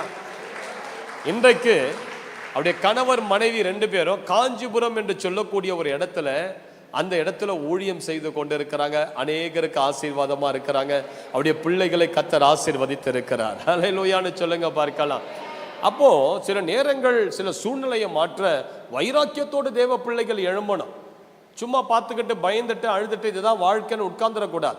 ஜபத்தில் கொண்டு போய் பாருங்க, அதை ஆண்டவருடைய சமூகத்துக்கு அந்த பிரச்சனையை கொண்டு போய் பாருங்க. ஒரு 21 நாள் உபவாசம் இருங்க. 21 நாள் உபவாசத்துக்கு அது கீழ்ப்படிலையா, திரும்ப இன்னொரு 21 நாள் உபவாசம் இரு. அதுக்கும் கீழ்ப்படிலையா 40 days ஃபாஸ்டிங் போ. கண்டிப்பா தேவனுடைய வல்லமை வெளிப்பட்டே ஆகும். அல்லேலூயான்னு சொல்லுங்க பார்க்கலாம். டாக்டர் கிட்ட போறீங்க, டாக்டர் கிட்ட போய் உங்களுக்கு ஒரு பிரச்சனைன்னு சொல்றீங்க, மாத்திரையை எழுதி கொடுக்கிறாரு, அந்த மாத்திரையை கொண்டு வந்து வீட்டில் சாப்பிட்றீங்க, அந்த பிரச்சனை வியாதி குணமாகலை. இப்போ திரும்ப டாக்டர் கிட்ட போய் சொல்றீங்க, டாக்டர் அந்த மாத்திரைக்கு என்னுடைய வலி போகலை டாக்டர், இன்னும் வலி இருக்குது. அவர் என்ன பண்ணுவார்? எம்ஜி அதிகப்படுத்துவார். உனக்கு 100 mg கொடுத்துட்டேன்னா சரி சிஸ்டர், இப்போ நீங்கள் 150 mg எடுங்க அப்படின்னு திரும்பி நீங்கள் வீட்டுக்கு வந்து பிரதர் பாஸ்டர் டாக்டர் அதை நான் சாப்பிட்டேன் ஆனால் கொஞ்சம் சுமாராக இருக்கதா, நான் வலி போல, அப்படியா சரி 200 mg எடுங்க. அப்போது அந்த 200 mg எடுக்கும் போது அந்த வலி உடம்பை விட்டு போகுதா இல்லையா? போகுது. டாக்டர் மாத்திரையினுடைய சக்தியை அதிகரித்த உடனே உடம்புல இருக்கிற அந்த வியாதிக்கு கீழ்ப்படிவது போல சில நேரங்கள் நீங்க ஒரு நாள் ஃபாஸ்டிங் போடுவீங்க, பிரச்சனை மாறலையா 3 நாள் போடுங்க. 3 நாள் போட்டோம் பிரச்சனை போலியா 7 நாள் போடு. சில எரிகோ கோட்டை போன்ற சக்திகள் எல்லாம் ஒரு முறை சுத்தி வந்தா அது உடையாது, 7 முறை நீங்க சுத்த வேண்டியதா இருக்கு. அல்லேலூயா. அதுவும் 7வது நாள் 7 முறை தேவன் சுற்ற சொல்லுகிறார். அல்லேலூயான்னு சொல்லுங்க பார்ப்போம். அப்போ சில வல்லமைகள் உங்கள் வாழ்க்கையில எதிரிட்டு தடையாக நிற்கிற சில கோட்டைகள், சில செங்கடல்கள், சில யோர்தான் நதியெல்லாம் நீங்க 7 நாள் ஃபாஸ்டிங் இருந்து பாருங்க, ஒரு 7 நாள் இரவு ஜெபம் போட்டு பாருங்க, ஒரு 7 நாள் அதிகாலை ஜெபம் போட்டு பாருங்க, ஒரு 7 நாள் பைபிள் ஃபாஸ்டிங் போட்டு பாருங்க. இந்த சக்திகள் உங்களுக்கு முன்பதாக உடைந்து நிர்மூலமாகி உங்களுக்கு வாசல்களை திறக்கும். நல்ல கைகளை தட்டி ஒரு அல்லேலூயான்னு சொல்லுங்க பாருங்க. எலிசா கேட்ட ஒரு கேள்வி, எலியாவின் தேவன் எங்கே? எலியாவின் தேவனை குறித்து அவர் அறிஞ்சிருந்தார். யார் இந்த எலியாவின் தேவன்? அவர் அற்புதங்களை செய்கிற தேவன். அற்புதங்களை செய்கிற தேவன். எலியா பாருங்க, தன்னுடைய ஊழிய நாட்கள்ல 7 அற்புதங்களை எலியா செய்தார். 7 அற்புதங்களை எலியா செய்தார். ஆகாபுக்கு முன்பதாக நின்று சொல்றார், என்னுடைய வாக்கின்படி அன்றி வானத்திலிருந்து பனியும் இருக்காது, மழையும் இருக்காது. மழை இல்லைன்னா பரவாயில்ல, அட்லீஸ்ட் பனி பெஞ்சாவது கொஞ்சம் இந்த செடி மரங்கள் எல்லாம் அப்படி தாக்கு பிடிச்சு நிற்கும். ஆனா பனியும் பெய்யாது, மழையும் பெய்யாது. வானத்தை அப்படி பூட்டி அவருடைய பாக்கெட்ல சாவியை போட்டுக்கிட்டு போயிட்டார். என்ன ஒரு அதிகாரம்! வானத்தை கட்டுகிற அதிகாரம் எலியாவின் மேல இருந்தது. சில தேவ பிள்ளைகளுக்கு வானத்தினுடைய சத்துவங்களை தடுத்து வைக்கிற அதிகாரத்தை கர்த்தர் கொடுத்திருந்தார். யோசுவா சூரியனையும் சந்திரனையும் பார்த்து அசையாதே, அங்கேயே நில் அப்படின்னு கட்டளை இட்டார். அவ்வளவுதான். பாருங்க, 1000 லட்சம் கோடி டன் கணக்கில் இருக்கிற அந்த சூரியன் அதே இடத்துல ஒரு பகல் முழுவதும் நின்றது. ஒரு மனிதனுடைய வார்த்தை, ஒரு மனிதன் மேல இருக்கிற தெய்வீக வல்லமை, ஒரு மனிதன் மேல இருக்கிற அபிஷேகத்தின் அதிகாரம் ஒரு சூரியனே அசைய முடியாதபடி அங்க நிறுத்துதுன்னா அதுதான் தேவ பிள்ளைகளுக்கு கர்த்தர் கொடுத்திருக்கிற வல்லமை. ஒரு சூரியனே, கோடிக்கணக்கான டன் உள்ள ஒரு சூரியனே அசையாத அங்கே நில்லுன்னு சொன்னா அது நிக்குதுன்னா உன்னுடைய வார்த்தைகளுக்கு பிசாசுகள் நிற்காதா? உன் வீட்டுக்குள்ள நுழைகிற சில அந்தகார சக்திகள் வீட்டுக்குள்ள வராத வெளியே நில்லுன்னு சொன்னா அது நிக்காதா? உன் மேல இருக்கிற அதிகாரத்தை பயன்படுத்தி ஜெபி. அதிகாரத்தை பயன்படுத்தி ஜெபி. உன் வாழ்க்கையில நஷ்டங்களை கொண்டு வருகிற அந்த சூழ்நிலையை பார்த்து கட்டளை கொடு. ஏன் என் வாழ்க்கையில பொருளாதார நஷ்டங்களை கொண்டு வர? நான் உனக்கு கட்டளை இடுகிறேன், என் வீட்டு வாசலுக்குள்ள வராத. கட்டளை இட்டுப்ப. சில வியாதிகளை உன் உடம்பை விட்டு வெளியே போக கட்டளை இடு. உன் பிள்ளைகளுடைய ஜீவியத்தை விட்டு சில கிரியைகள் வெளியே போக கட்டளை இடு. உன் வீட்டுக்குள்ள நடமாடுகிற சில சக்திகளை பார்த்து கட்டளை இடு. அதிகாரத்தோடு பேசு. அவைகளை பார்த்து இயேசுவின் நாமத்தில் நான் உனக்கு சொல்றேன், வெளியே போ, இனி இந்த வீட்டுக்குள்ள வராத. இயேசு ஒரு இடத்துல பிசாசை துரத்தும் போது அப்படிதான் அதட்டுகிறார். மத்தேயு 17 போ, இனி திரும்பி வராத. சிலர் தேவ பிள்ளைகள் அந்த அதிகாரத்தை பயன்படுத்தணும். உன் மேல இருக்கிற அபிஷேகம் இயேசு கிறிஸ்துவின் மேல இருந்த அதே அபிஷேகம் தான் உன் மேலையும் இருக்குது. நீ அந்த அபிஷேகத்தை விசுவாசத்தோடு நீ பேசணும். வராத, போயிடு. கடந்த மாதம், கடந்த வருஷம் நான் என்னென்ன பிரச்சனைக்குள்ள போனேனோ அந்த பிரச்சனை இந்த வருஷம் என் வாழ்க்கைக்குள்ள வராதபடிக்கு நான் உனக்கு கட்டளை இடுகிறேன். கட்டளை இட்டு பாருங்க. என் வாழ்க்கையில அடிக்கடி போய் வந்து தாக்குகிற சில பலவீனங்கள், சில நோய்கள் இனி எனக்குள் நீ வராதபடி நான் உனக்கு கட்டளை இடுகிறேன்னு சொல்லி அதிகாரத்தோட அந்த பிசாசுகளை, அந்த வியாதிகளை விரல் நீட்டி கட்டளை இட்டு பாருங்க, அவைகள் வெளியேறிவிடும். விளங்குதான் நான் சொல்றது உங்களுக்கு? எலியாவின் தேவன் எங்கே? ஒரு கேள்வி, ஒரு வைராக்கியம், ஒரு வாஞ்சை, ஒரு விசுவாசம். சிஸ்டர் பிரதர், பைபிள்ல ஆண்டவருக்கு 272 பெயர்கள் பைபிள்ல உண்டு. பைபிள் எத்தனை பெயர் உண்டு? 272 பெயர்கள் ஆண்டவருக்கு உண்டு. சில பெயர்களை ஆண்டவரே வெளிப்படுத்துகிறார். என்னன்னு சொல்றாரு? நான் ஆபிரகாமின் தேவன் என்று அவர் அழைக்கிறார். ஒரு இடத்துல நான் ஈசாக்கின் தேவன் என்று அவர் அழைக்கிறார். அடுத்தது நான் யாக்கோபின் தேவன் என்று அழைக்கிறார். அல்லேலூயா. எலிசா சொல்றாரு அவர் எலியாவின் தேவன். தாவீது சொல்றாரு அவர் என் தேவன். யார் தேவன்? அவர் என் தேவன். சிஸ்டர் பிரதர், ஆண்டவர் உன் பேருக்கு பக்கத்துல அவருடைய பேரை போட்டு நான் சாமுவேலின் தேவன், நான் பிலோமினா தேவன், நான் மரியாளின் தேவன், நான் யோபுவின் தேவன், நான் குப்புசாமியின் தேவன் அப்படி சொல்ல அவர் வெட்கப்படுவதே கிடையாதான். எபிரேயர் 11:6 சொல்லுகிறது, தேவன் அவர்களுடைய தேவன் என்னப்பட வெட்கப்படுவது கிடையாது. அல்லேலூயா. ஆண்டவர் உன் பேரு பக்கத்தில் அவர் பேரை போட்டு நான் உன்னுடைய தேவன் என்று வைராக்கியம் பாராட்ட விரும்புகிறார். சங்கீதம் 63:1 சொல்லுகிறது, தேவனே நீர் என்னுடைய தேவன் என்று யார் சொல்றது? தாவீது சங்கீதக்கார சொல்றான். எரேமியா 32:27 சொல்லுகிறது, இதோ நான் மாம்சமான யாவருக்கும் தேவனாகிய கர்த்தர், என்னால் செய்யக்கூடாத அதிசயமான காரியம் ஒன்று உண்டோ என்று கர்த்தர் என்ன பண்றாரு? கேட்கிறார். அப்போ இந்த தேவன் யாருடைய தேவன் சிஸ்டர்? யாருடைய தேவன் இவர்? என்னுடைய தேவன். சொல்லுங்க, யாருடைய தேவன்? என்னுடைய தேவன். எலிசா கேட்டாரு, எலியாவின் தேவன் எங்கே? ஆனா இன்றைக்கு ஆண்டவர் சொல்றாரு, நான் அவங்களுக்கெல்லாம் தேவனா இருந்தேன், கரெக்ட், ஆனா நான் உனக்கும் தேவனா இருக்கிறேன். ஹல்லேலூயா. அப்ப நீங்க தாவீதை போல சொல்லணும், என் தேவன் எங்கே? என் ஆண்டவர் எங்கே? தேவனே, நீர் என்னுடைய தேவன், அதிகாலமே உம்மை தேடுகிறேன். வறண்டதும் விடாய்த்ததும் தண்ணீரற்றதுமான நிலத்தில் என் ஆத்மா உம்மேல் வாஞ்சையாய் தாகமாய் இருக்கிறது. இந்த ஆண்டவர் நம்முடைய ஆண்டவர், அவர் சதா காலமும் நம்முடைய தேவன். நல்ல கைகளை உயர்த்திவர் அல்லேலூயான்னு சொல்லுங்க பாருங்க. மரண பரியந்தம் உன்னை நடத்துகிற தேவன் இந்த தேவன், சதா காலமும் நம்முடைய தேவன். மரண பரியந்தம் உன்னை நடத்துவார். அல்லேலூயான்னு சொல்லுங்க பாருங்க. நல்ல கைகளை உயர்த்திவர் அல்லேலூயா சொல்லுங்க. நல்லா கேளுங்க சிஸ்டர், எலியாவின் தேவன் எப்படிப்பட்டவர்? எலிசா பார்த்த எலியாவின் தேவன் எப்படிப்பட்டவர்? நல்லா கேளுங்க. எலியாவின் தேவன் அற்புதங்களின் தேவன். நல்ல கைகளை உயர்த்தி நல்ல இந்த எலிசா போல சொல்லுங்க, எலியாவின் தேவன் எங்கே? உங்க வாழ்க்கையில இருக்கிற எல்லா சூழ்நிலையை இப்போ ஒரு நிமிஷம் கண்ணுக்கு முன்னாடி கொண்டு வாங்க. என்னென்னலாம் தடையா இருக்குது உங்க வாழ்க்கையில, என்னென்னலாம் போராட்டம் இருக்குது உங்க வாழ்க்கையில, என்னென்னலாம் பிரச்சனை இருக்குது உங்க வாழ்க்கையில. அது நோயா இருக்கலாம், வியாதியா இருக்கலாம், பொருளாதார தடையா இருக்கலாம், வீடு கட்ட முடியாத சூழ்நிலையா இருக்கலாம், அல்லது ஒரு புதிய வாகனம் வாங்க முடியாதபடி நீங்க தடைப்பட்டு இருக்கலாம், வீட்டு வாடகை கொடுக்க முடியாதபடி இருக்கலாம், பிள்ளைகளுக்கு ஸ்கூல் ஃபீஸ் கட்ட முடியாதபடி ஒரு சூழ்நிலையில் இருக்கலாம், அல்லது வாங்கின கடனை அடைத்து தீர்க்க முடியாத ஒரு சூழ்நிலையில ஏதோ சில சூழ்நிலைகள் உனக்கு சவால் கொடுத்து கொண்டிருக்குது. இப்ப அந்த எல்லா சூழ்நிலையை அந்த யோர்தான் நதியை போல உங்களுக்கு முன்பதாக கொண்டு வந்து நிறுத்தி அந்த சூழ்நிலையை பார்த்து இப்ப கைகளை உயர்த்தி வைராக்கியத்தோடு கேளுங்க, எலியாவின் தேவன் எங்கே? அற்புதங்களின் தேவன் எங்கே? அல்லேலூயா. எலியாவின் தேவன் என்றாலே அற்புதங்களின் தேவன் என்றுதான் அர்த்தம். ஏன்னா மீகா 7:15 ஆண்டவர் என்ன சொல்றாரு? எடுத்து வாசிங்க.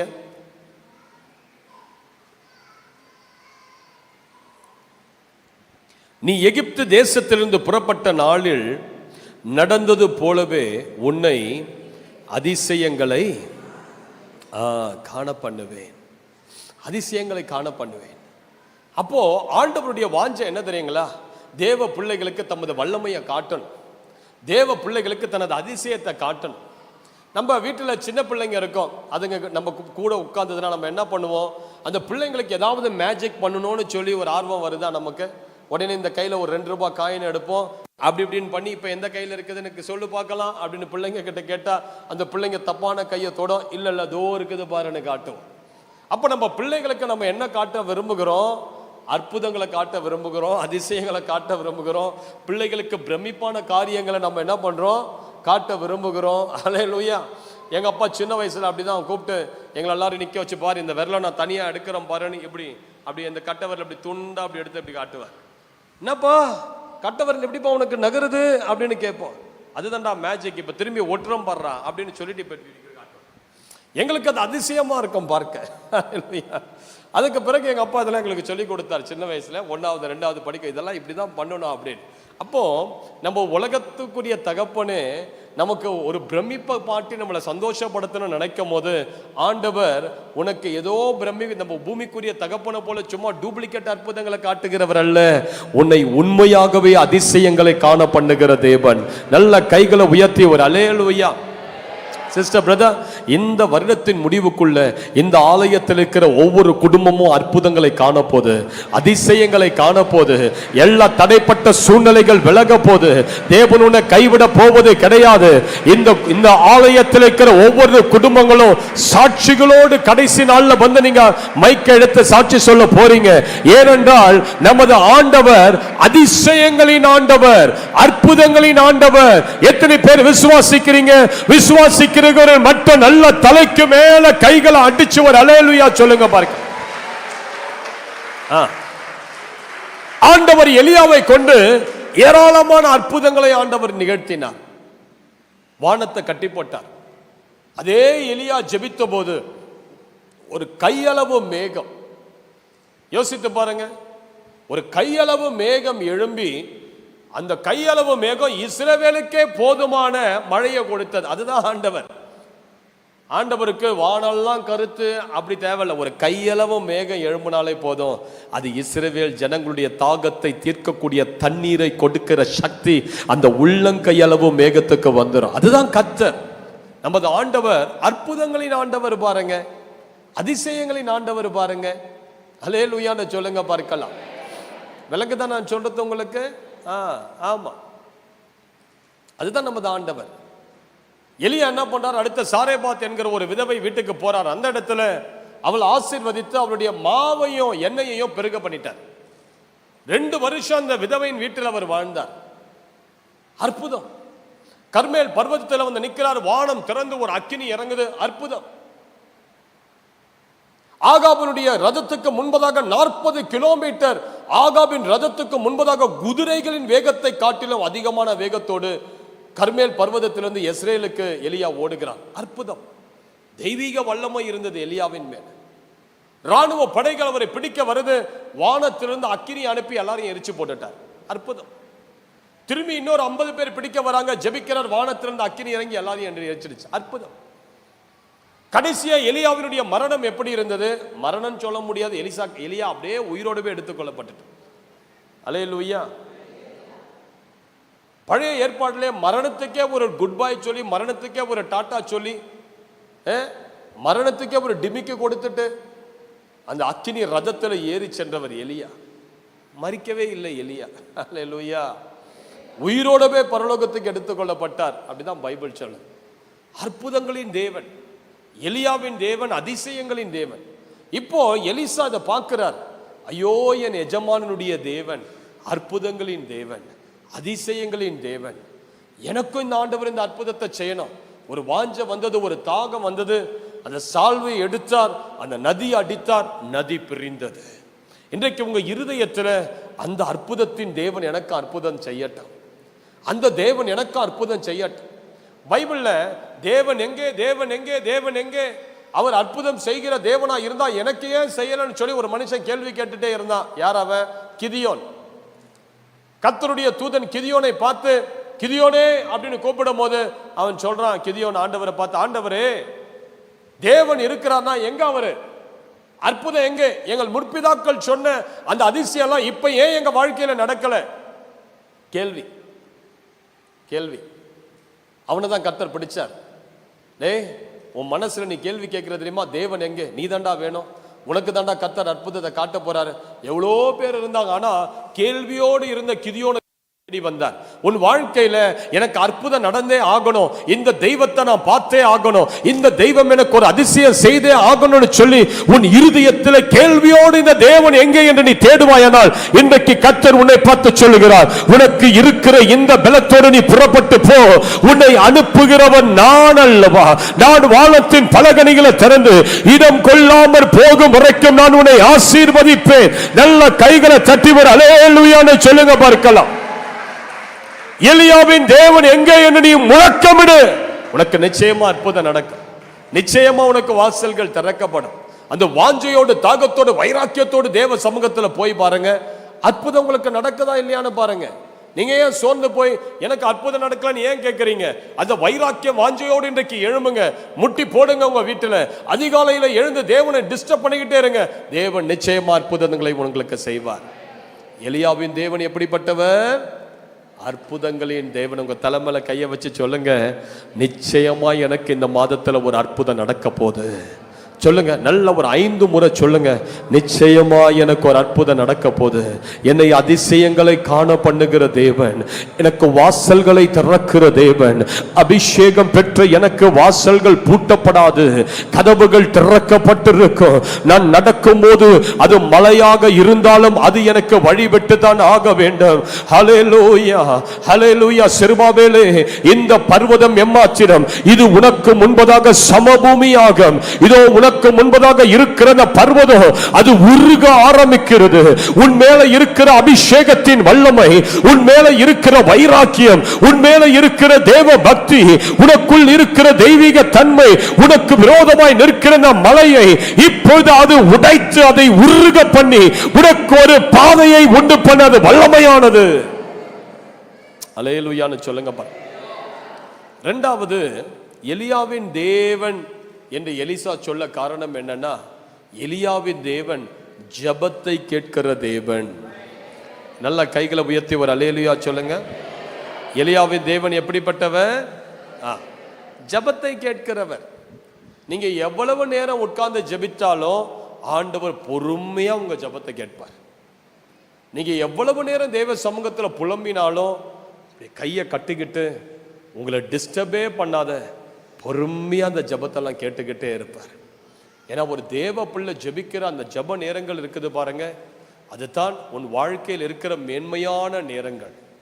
ஒரு மனிதனுடைய வாழ்க்கையில அவன் என்ன வேணாலும் பிஸ்னஸ் செய்யலாம், என்ன வேணாலும் தொழில் செய்யலாம், அவன் பெரிய சிஎம் சீட்ல கூட உட்காரலாம், இதெல்லாம் கர்த்தருக்கு பெருசா இருக்காது. ஆனா நீ தேவ சமூகத்துல உட்காருவது தான் தேவனுக்கு பெரிய காரியம். ஹல்லேலூயா. மரியாள் தன்னை விட்டு எடுபடாத நல்ல பங்கை தெரிந்து கொண்டாள். ஆண்டவருக்கு அது ரொம்ப பிடிச்சிருந்தது. நீ உலக வேலைலாம் செய்யறது ஓகே, நீ இதை செய்யணும் அதை செய்யணும், இதெல்லாம் ஓகே. ஆனா தேவ சமூகத்துல காத்திருக்கியா? ஆண்டவர் சமூகத்துல நேரத்தை கொடுக்கறியா? ஆண்டவர் சமூகத்தை தேடி போறியா? நீ வேலையெல்லாம் வேலையெல்லாம் செய்யுங்க, அதெல்லாம் ஆண்டவர் பார்த்து ஐயோ என் பிள்ளை குடும்பத்துக்காக ஓடா உழைக்கிறான், ஆண்டவர் ஒருபோதும் அதை அப்ரிஷியேட் பண்ணவே மாட்டான். ஆனா தேவ சமூகத்துல வந்து உட்கார்ந்து பாருங்களேன், அதை விட பெரிய மகிழ்ச்சி ஆண்டவருக்கு ஒண்ணுமே கிடையாது. நீங்க ஜெபிக்கிறத காட்டிலும் ஆண்டவருக்கு பெரிய மகிழ்ச்சி ஒண்ணுமே கிடையாது. நீங்க அதிகாலையில எழுந்து கொஞ்ச நேரம் உட்கார்ந்து ஒரு அரை மணி நேரம் ஆண்டவரை ஸ்தோத்திரம் பண்ணி துதிச்சு ஒரு பாட்டை கர்த்தருக்கு பாடி, ஆண்டவரே நீர் எவ்வளவு நல்லவரா இருக்கிறீர், என் வாழ்க்கையில என்னை எவ்வளோ பாதையில காப்பாற்றி, என்னை எவ்வளோ ஜீவனை கொடுத்து, எனக்கு உணவை கொடுத்து, உடைய கொடுத்து, என் கைகளால சம்பாதிக்கிற அந்த பலனை என் உடம்புல கொடுத்துருக்கீங்களே, நீ நல்லவரன்னு சொல்லி பாரு. இந்த இடத்துல நேற்று தினத்துல விடுதலை செய்யும் போது சில பேர் வந்தாங்க, கை கால் விழுந்து போய் வந்தாங்க. சிஸ்டர் பிரதர், கை கால் இருக்கும் போது உனக்கு தேவனுடைய அருமை தெரியாது, அந்த கை கால் செயல்படாத போகும்போது தான் அந்த அருமை தெரியும். தேவன் உனக்கு வைத்திருக்கிற கிருபை இப்போ உனக்கு புரியல. ஒரு கை விழட்டும் கிருபை புரியும். ஐயோ என் கை கிருபை இழந்துச்சுன்னு புலம்புவேன். இந்த இடத்துல நேற்று வந்து சில பேர் அழுதாங்க, ஐயோ கை கால் விழுந்து போச்சையா, நடக்க முடியல, என் கணவருக்காக ஜெபம் பண்ணுங்க ஜெபம் பண்ணுங்க.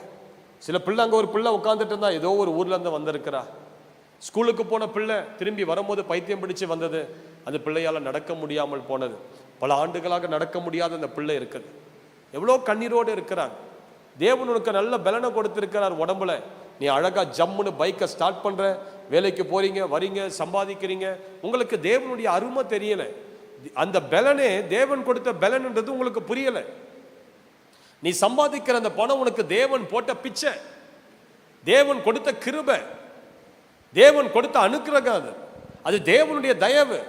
நாம் நிற்பதும் நிர்மூலமாகாமல் இருப்பதும் கர்த்தருடைய சுத்த கிருபை. எத்தனை பேர் சுத்த கிருபைன்னு சொல்றீங்க? தலைக்கு மேல கைகளை தட்டி ஒரு அல்லேலூயான்னு சொல்லுங்க.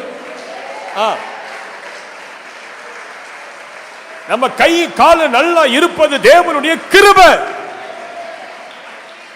கிருபை தேவ பலன். இது தேவன் உன் மேல வச்சிருக்கிற அன்பு.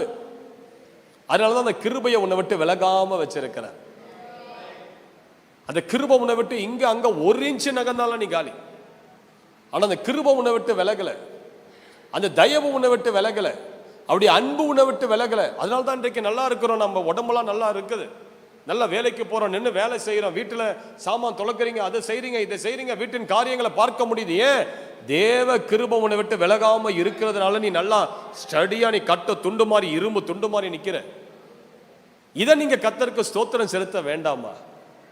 எவ்வளோ ஜனங்க கேன்சர் ஹாஸ்பிட்டல்ல போய் பாருங்க, கேன்சர் கட்டில எவ்வளோ பேர் கண்ணீரோடு இருக்கிறாங்க. இங்க கூட சில பேர் நேற்று தினம் மாலை கூட்டத்தில் கேன்சர் கட்டியோடு சில பேர் வந்து கண்ணீரோடு அழுதாங்க. ஐயா ஜெபம் பண்ணுங்க, ஜெபம் பண்ணுங்க. உன் மேல வச்சிருக்கிற கிருபையை கொஞ்சம் யோசித்துப்பார். இந்த கிருபையை நினைச்சு ஆண்டவர் பாதத்தில் நன்றி சொல்ல முடியாதா? கொஞ்ச நேரம் காலையில் எழுந்து ஒரு 1/4 மணி நேரம் இந்த கிருபைக்காக ஸ்தோத்திரம்னு சொல். நான் நிற்பதும் நிர்மூலம் ஆகாமல் இருப்பதும் அது கிருபைன்னு சொல். என்னிலும் அதிக பலவான்களை எதிரிட்டு வந்தார்கள், கர்த்தரோ எனக்கு ஆதரவா இருந்தார். நீர் என் மேல வச்சிருக்கிற அன்புக்கு நன்றி அப்பா, கிருபைக்கு நன்றி அப்பா, தயவுக்கு நன்றி அப்பா. இதுவரைக்கும் எனக்கு 3 வேளை சோறு போட்டுட்டு இருக்கீங்க, உமக்கு நன்றி. என் கைகளின் பிரயாசங்கள் ஆசீர்வதித்து வரீங்க, உமக்கு நன்றி. நான் எப்படியோ போயிருக்க வேண்டியவன், ஆனா நான் எப்படியோ வாழ்ந்து கொண்டிருக்கிறேன். என் தலை உயர்த்தப்பட்டிருக்குது, சத்துருக்களுக்கு முன்பதாக என்னை உயர்த்தி வைத்திருக்கிறேன். நான் வெட்கத்தோடு வாழல, என் கர்த்தர் என்னோடு கூட இருந்து எனக்கு ஆதரவா இருக்கிறேன், அதற்காக உமக்கு நன்றின்னு கொஞ்ச நேரம் காலை நேரம் ஒரு 15 நிமிஷம் ஆண்டவர் சமூகத்தில் உட்கார்ந்து அப்பான்னு வாயால கூப்பிட்டு அப்படி அன்பை நினைச்சு ஒரு 10 ஸ்தோத்திரம் ஸ்தோத்திரம் பண்ணுங்க. அப்படியே தயவை நினைச்சு ஒரு 10 ஸ்தோத்திரம் பண்ணுங்க. அந்த கிருபையை நினைச்சு ஒரு 10 ஸ்தோத்திரம் பண்ணுங்க. ஸ்தோத்திரத்தினால என்ன பெருகும்னு பைபிள் சொல்லுது? கிருபை பெருகும். நீ ஆண்டவர் உனக்கு ஏற்கனவே கொடுத்ததை நினைச்சு ஸ்தோத்திரம் சொல்ல சொல்ல சொல்ல சொல்ல உன் வாழ்க்கையில கிருபை பெருகி கொண்டே இருக்கும். விளங்குதாமா நான் சொல்றது உனக்கு? நம் தேவன் ஜெபத்தை கேட்கிற தேவன். ஜெபிக்க நேரம் இல்லைன்னு சொல்லாதீங்க. கொஞ்ச நேரம் உட்காருங்க ஆண்டவர் சமூகத்தில். இரவு நேரங்களை பைபிள் எடுத்து கொஞ்ச நேரம் வாசிச்சு அப்படி அன்பை நினைச்சுப்பார். உன்னை இதுவரைக்கும் நடத்தி வந்த அந்த தயவை நினைச்சுப்பார். என்னால ஜெபிக்க முடியலன்னு சொல்லாத, ஹல்லேலூயான்னு சொல்லு. கொஞ்ச நேரம் தெய்வ சமூகத்தில் உட்கார். கொஞ்ச நேரம் வாயை திறந்து ஆண்டவர்கிட்ட பேச ஆரம்பி. கண்ணை மூடு. ஆவியானவரே, தேவனோடு பேச எனக்கு ஒரு பலனை கொடுங்கன்னு சொல்லு. ஆண்டவரோடு உறவாட எனக்கு ஒரு பலனை கொடுங்கன்னு சொல்லு. கெத்செமனே தோட்டத்தில் ஆண்டவர் போராடி கொண்டிருந்தார். அதிகமான வியாகுலத்தில் இருந்தார். அவருடைய முகம் துக்கமடைந்திருந்தது. இருதயம் மரணத்துக்கு ஏதுவான வியாகுலத்தில் இருந்தது. அவர் ஜெபிக்கிறாரு. அவருடைய ரத்த வேர்வையெல்லாம் ரத்த துளிகளா கீழே கொட்டியது. ஒரு கட்டத்தில் அவரால் முடியல, பலனற்றவராய் போனார். சீஷர்களை பார்க்கும்போது அவர்கள் ஜெபிக்காம தூங்கி கொண்டிருக்கிறத பார்க்கும்போது ஒரு சோர்வு. ஐயோ, மறுநாள் காலையில் நான் சிலுவையில் அறையப்பட போகிறேன், பிதாவை விட்டு நான் தரிப்புண்டு போக போகிறேன். இதெல்லாம் நினைக்க நினைக்க அவருக்குள்ள மன துக்கம், மன கவலை, மன வேதனை. அந்த சிலுவையை நான் எப்படி நிறைவேற்றி முடிக்க போறேன்னு ஆண்டவர் நினைக்கும் போது தாங்க முடியாத ஒரு துயரம். அந்த நேரத்தில் பைபிள் சொல்லுது, வானத்திலிருந்து ஒரு தூதன் இறங்கி வந்து இயேசுவை பலப்படுத்தினான். அல்லேலூயா. அந்த தூதன் பரிசுத்த ஆவியானவருக்கு அடையாளம். சிஸ்டர், பிரதர், உன்னால ஜெபிக்க முடியல, தேவ சித்தத்தில் நடக்க முடியல, தேவன் விரும்புகிற வாழ்க்கையில வாழ முடியல, முட்டி போடு. ஆண்டவர்கிட்ட சொல்லு, என்னை பலப்படுத்துங்கப்பா, என்னை பலப்படுத்துங்கப்பா, உங்க சித்தத்தை செய்து முடிக்க எனக்கு பலப்படுத்துங்கப்பா, நான் தொடர்ந்து ஜெபிக்க எனக்கு ஒரு பலனை கொடுங்கப்பா, ஒரு அபிஷேகத்தை கொடுங்கப்பான்னு முட்டி போட்டு ஜெபம் பண்ணி பாருங்க. ஒரு தெய்வீக பலன் உங்களை மூடிக்கொள்ளும். ஒரு உன்னத பலன் உங்கள் மேல இறங்கி வரும். கழுகுக்கு சமமாய் உன் வயது திரும்ப வாழ வயதின் பலத்தை தரித்துக் கொள்ளும். நல்ல கைகளை தட்டி ஒரு அல்லேலூயான்னு சொல்லுங்க பார்க்கலாம். அல்லேலூயா. தேவன் ஜெபத்தை கேட்கிற தேவனுங்க. நீங்க எவ்வளவு மணி நேரம் ஜெபம் பண்ணாலும் கர்த்தர் அதை பொறுமையா கேட்பார். எவ்வளவு கண்ணீர் சிந்தினாலும் அந்த கண்ணீரெல்லாம் ஒரு பாட்டில்ல பிடிச்சிட்டே இருப்பார். உன் கண்ணீரெல்லாம் அப்படியே துருத்தியில வைக்கப்பட்டிருக்கிறது. அதை ஒவ்வொன்னா அழகா பிடிச்சுக்கிட்டு போய் பரலோகத்துல பத்திரமா சேர்த்து வைக்கிறார். ஏன்? உன் கண்ணீரை விசாரிக்கிற ஒரு டைம் வரப்போகுது. அதனால அந்த கண்ணீர் துளிகள் ஆண்டவருடைய சமூகத்தில் பெரிய அற்புதமா இருக்குது. ஒரு முறை ஒரு தேவ தூதன் இந்த பூமிக்கு கடந்து வந்தான். ஒரு கதை ஒன்று உண்டு. இந்த பூமியிலிருந்து ஆண்டவருக்கு ஏதாவது ஒரு சிறந்த பரிசை கொண்டு போகணும்னு சொல்லி அவன் ஆசைப்பட்டான். இந்த பூமியை சுற்றி சுற்றி சுற்றி சுற்றி பார்த்துருக்கிறான். ஒரு இடத்த பார்த்தா எக்கச்சக்கமான தங்க கட்டிகள் இருந்ததா. அவன் நினைச்சானா, இந்த தங்க கட்டியெல்லாம் அப்படியே எடுத்துட்டு ஆண்டவருக்கு போய் கொடுத்தா ஆண்டவர் சந்தோஷப்படுவார். அப்போ அவன் யோசித்தானா, சே, பரலோகத்தில் இந்த தங்க கட்டியை வச்சு தான் ரோடே போட்டு இருக்கிறார். பரலோகத்தில் இருக்கிற ரோடு, பிளாட்ஃபார்மு இதெல்லாம் தங்கத்தான் செய்திருக்குது. அதனால இந்த தங்க கட்டிகள் ஆண்டவரை சந்தோஷப்படுத்த முடியாது. இன்னொரு இடத்துக்கு போயிருக்கிறான். அந்த இடத்துல பார்த்தா எக்கச்சக்கமான மாணிக்க கற்கள், விலையேறப்பட்ட வைர கற்கள் குவியல் குவியலா இருந்திருக்குது. அதை பார்க்கும்போது அந்த தேவதூதன் சொன்னானா, ஒருவேளை இது கர்த்தரை சந்தோஷப்படுத்துமா? அப்பதான் யோசித்து பார்த்தான், சே, அப்படியே தூதர்கள்லாம் ஆண்டவர் எப்பேற்பட்ட விசேஷித்தமான கற்களால் படைத்திருக்கிறார். பரலோகத்தை அலங்கரிச்சதே வைரம் மாணிக்கம் போன்ற விலையேறப்பெற்ற கற்களால் பரலோகத்தை அலங்கரிச்சிருக்கிறார். அப்ப இந்த கற்கள் எல்லாம், விலையேறப்பெற்ற கற்கள் எல்லாம் ஆண்டவரை சந்தோஷப்படுத்த முடியாது. அப்போ ஆண்டவரை பிரமிக்க பண்ணுவது எது? ஆண்டவரை சந்தோஷப்படுத்துவது எது? ஆண்டவருடைய இருதயத்தை குளிர பண்ணுவது எது? ஆண்டவருடைய பார்வையில விலையேற பெற்றதாய் காணப்படுவது எதுன்னு அப்படியே அவன் யோசித்து கொண்டிருக்கும் போது ஒரு ஏழை தாய் அப்படியே குடிசை வீட்டில் முழங்கால் படியிட்டு கண்ணீர் சிந்தி கர்த்தரை ஆராதிக்கிற அந்த அற்புத காட்சியை அந்த தேவதூதன் பார்க்கும் போது அப்படியே கண்ணீர் துளிகள் விசேஷித்ததாய் காணப்பட்டதா அந்த தேவதூதனுடைய பார்வையில. அப்போ உடனே ஓடி போய் அந்த தாய்க்கு முன்பதாக நின்று அந்த தேவதூதன் தேவதூதன் 2 கரங்களையும் அப்படி நீட்டி அந்த கண்ணீரெல்லாம் தன் கரத்துல பிடிச்சிருக்கிறான். அவன் அழுது அழுது அழுது அவன் நன்றி சொல்லி தேவனை கூப்பிட்டு, இதுவரைக்கும் என்னை காத்த ஆண்டவரேன்னு சொல்லி தேவனை ஆராதித்து துதித்து தன் குறைகளை சொல்லி ஜெபிக்கல. ஆண்டவர் தனக்காக கல்வாரி சிலுவையில சிந்தின ரத்தத்தை நினைவு கூர்ந்து ஜெபித்தாள். இம்மட்டும் அவளை உயிரோடு காத்ததை நினைவு கூர்ந்து ஜெபித்தாள். இம்மட்டும் அவர் போஷித்தது பராமரித்ததை நினைவு கூர்ந்து ஜெபித்தாள். அந்த கண்ணீரெல்லாம் அந்த தேவதூதன் தன் கரத்துல பிடிச்சு பரலோகத்துக்கு கொண்டு போயிருக்கிறார். ஆண்டவர் அந்த கண்ணீர் துளிகளை பார்த்து அவ்வளவு சந்தோஷப்பட்டாரா, அப்படி இருதயத்தை அது பரவசப்படுத்தியதா. சிஸ்டர் பிரதர், உன் கண்ணீர் நிறைந்த ஜெபங்கள் தேவனுடைய இருதயத்தை குளிர பண்ணுகிற ஜெபங்கள். ஹல்லேலூயான்னு சொல்லுங்க பார்க்க. இதனாலதான் சிஸ்டர் பிரதர் நீங்க ஜெபிக்கணும். ஏனென்றால் எலியாவின் தேவன் ஜெபத்தை கேட்கிற தேவன். ஹல்லேலூயான்னு சொல்லுங்க பார்க்கலாம். ஜெபிக்கிறவனை தான் ஆண்டவருக்கு ரொம்ப பிடிக்கும். ஜெபிக்கிறவனை தான் ஆண்டவருக்கு ரொம்ப பிடிக்கும். ஜெபிக்காதவனை பிசாசுக்கு ரொம்ப பிடிக்கும். உங்களை யாரு பிடிக்கும்? யாருக்கு உங்களை அதிகமா பிடிக்கும் நினைக்கிறீங்க? ஆண்டவருக்கா பிசாசுக்கா? ஜெபிக்கிறவனா கர்த்தருக்கு உயிர், ஜெபிக்கிறவனா கர்த்தருக்கு பொக்கிஷம், ஜெபிக்கிறவன் கர்த்தருடைய பார்வையில விலையேற பெற்றவன். ஆனா ஜெபிக்காதவன் பிசாசுக்கு விலையேற பெற்றவன். ஜெபிக்காதவனுக்கு பிசாசுக்கு ரொம்ப அன்பு வரும். பிசாசுக்கு அவன் மேல ஜெபம் இல்லையா, பிசாசு போய் அதை விட பொல்லாத 7 கோடி ஆவிகளை கூட்டிக்கிட்டு வந்து உங்களுக்குள்ள புகுவான். கெஸ்ட் எல்லாம் கூட்டிக்கிட்டு வருவான் அவன் போய். ஏன்? ஜெபிக்காதவனுடைய இருதயம் வெறுமை நிறைந்த இருதயம். அவனுக்குள்ள வாழ பிசாசு அவ்வளவு ஆசைப்படுகிறான். ஆனா நீங்க ஜெபம் பண்ணி பாருங்க, தேவ பிரசன்னம், தேவ மகிமை, தேவ கிருபை அனைத்தும் உங்கள் மேல கிரியை செய்ய ஆரம்பிக்கும். நான் ஒரு 2 ஆண்டுகளுக்கு 3 ஆண்டுகளுக்கு முன்பதாக ஒரு வீட்டுக்கு என்ன ஹவுஸ் விசிட்டிங்காக கூப்பிட்டு இருந்தான். ஒருத்தவங்களுடைய கல்யாணம், ஆனிவர்சரி எல்லாம். அதனால அந்த வீட்டுக்கு நான் போயிருந்தேன். நான் போனால் அந்த இடத்துல ஏற்கனவே இன்னொரு ஃபேமிலி உள்ளே உட்கார்ந்துட்டு இருக்கிறாங்க. நான் யூஸ்வலாக நான் எங்கே போனாலும் நான் ரொம்ப பேசுகிற ஆள் கிடையாது. வெறும் ஸ்டேஜில் தான் நிறைய பேசுவேனே தவிர ஸ்டேஜை விட்டு இறங்கிட்டா நான் அப்படி தான் நான் பேசுகிற ஆள். நான் ரொம்ப படன்னு கதைலாம் அடிக்கேன். எனக்கு தெரிஞ்சவ ஆட்கள் இருக்கிறாங்கன்னா அவங்கக்கிட்ட நல்லா கதை அடித்து பேசுவேனே தவிர வெளியாட்களை பார்த்தா நான் கப்பு சுப்புன்னு வாயை மூடிப்பேன். அது என்னுடைய சிறு வயதுலேருந்து எனக்குள்ளே இருக்கிற ஒரு குணாதிசயம். அந்த வீட்டுக்கு போனேன். அவங்க எல்லாம் வேற ஒரு ஃபேமிலி இருந்தாங்க. நான் அவங்கள ஒன்றும் சொல்ல, நான் பாட்டின ஒரு மூலையில் உட்காந்துட்டு தலையை குனிஞ்சுக்கிட்டு அப்படியே இருந்தேன். சரி, கொஞ்சம் நேரம் கழிச்சு அவரே என் பக்கத்தில் வந்து உட்கார்ந்தார். பிரதர், நீங்கள் யூடியூப்லாம் பிரசங்கம் பண்ணுற பாஸ்டர் தினேஷ் தானே? ஆமாம் பிரதர், நான் பாஸ்டர் தினேஷ் தான். சொல்லுங்கள். இல்லை, உங்கள் செய்தியெல்லாம் கேட்டேன், எனக்கு மிகுந்த ஆசீர்வாதம். அப்படியா? ரொம்ப சந்தோஷம் பிரதர். உங்களால் முடிஞ்சால் ஒரு நாள் வாங்க, நம்ம கூட்டத்துக்கு வாங்க, தேவன் உங்களை ஆசீர்வதிப்பார். அவர் அதுக்கு பிறகு சொல்கிறாரு, பிரதர் பாஸ்டர், நான் பஜாஜ் அலையன்ஸ் என்று சொல்லக்கூடிய ஒரு கம்பெனியில் மேனேஜராக இருக்கிறேன். என் வாழ்க்கையில் ஒரு கொடூர சம்பவம் ஒன்று நடந்தது. நான் அதை சொல்லட்டுமான்னு கேட்டார். சொல்லுங்க. அவர் சொல்கிறாரு, நான் என் மனைவியை நேசித்து திருமணம் பண்ணிட்டேன். நேசித்து திருமணம் பண்ணதுல நான் வேற ஜாதி, என் மனைவி வேற ஜாதி. இப்போ நாங்கள் 2 பேரும் கிறிஸ்தவர்களாக மாறி இருந்ததுனால நாங்கள் லவ் பண்ணி கல்யாணம் முடிச்சிட்டோம். இதனால என் வீட்டிலையும் என்னை துரத்திட்டாங்க, என் மனைவி வீட்டிலையும் துரத்திட்டாங்க. அதனால எனக்கு உலகமே என் மனைவி, என் மனைவிக்கு உலகம் நான். என் மனைவிக்கு தாய் தகப்பன் நான், எனக்கு தாய் தகப்பன் என் மனைவி. எங்களுக்கு 2 பிள்ளைங்க இருக்கிறாங்க. இந்த 2 பிள்ளைகளுக்கு தாத்தா, பாட்டி, மாமா, அத்தை எல்லாமே நானும் என் மனைவி தான். என் மனைவி நானும் தான் என் பிள்ளைகளுக்கு உலகம். இப்படி வாழ்ந்து கொண்டிருந்த போது திடீரென்று ஒரு நாள் எனக்கு ஒரு முதுகு வலி அப்படியே மைல்டாக தொடங்கிச்சு. அந்த முதுகு வலி அதிகரித்து ஒரு கட்டத்தில் என்னால் பைக் ஓட்ட முடியாது, என்னால் நிற்க முடியாது, அப்படியே படுத்திருக்கணுன்னே தோணும்.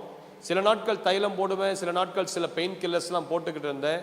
ஆனால் நாட்கள் போக போக என்னால் வலி தாங்க முடியாத.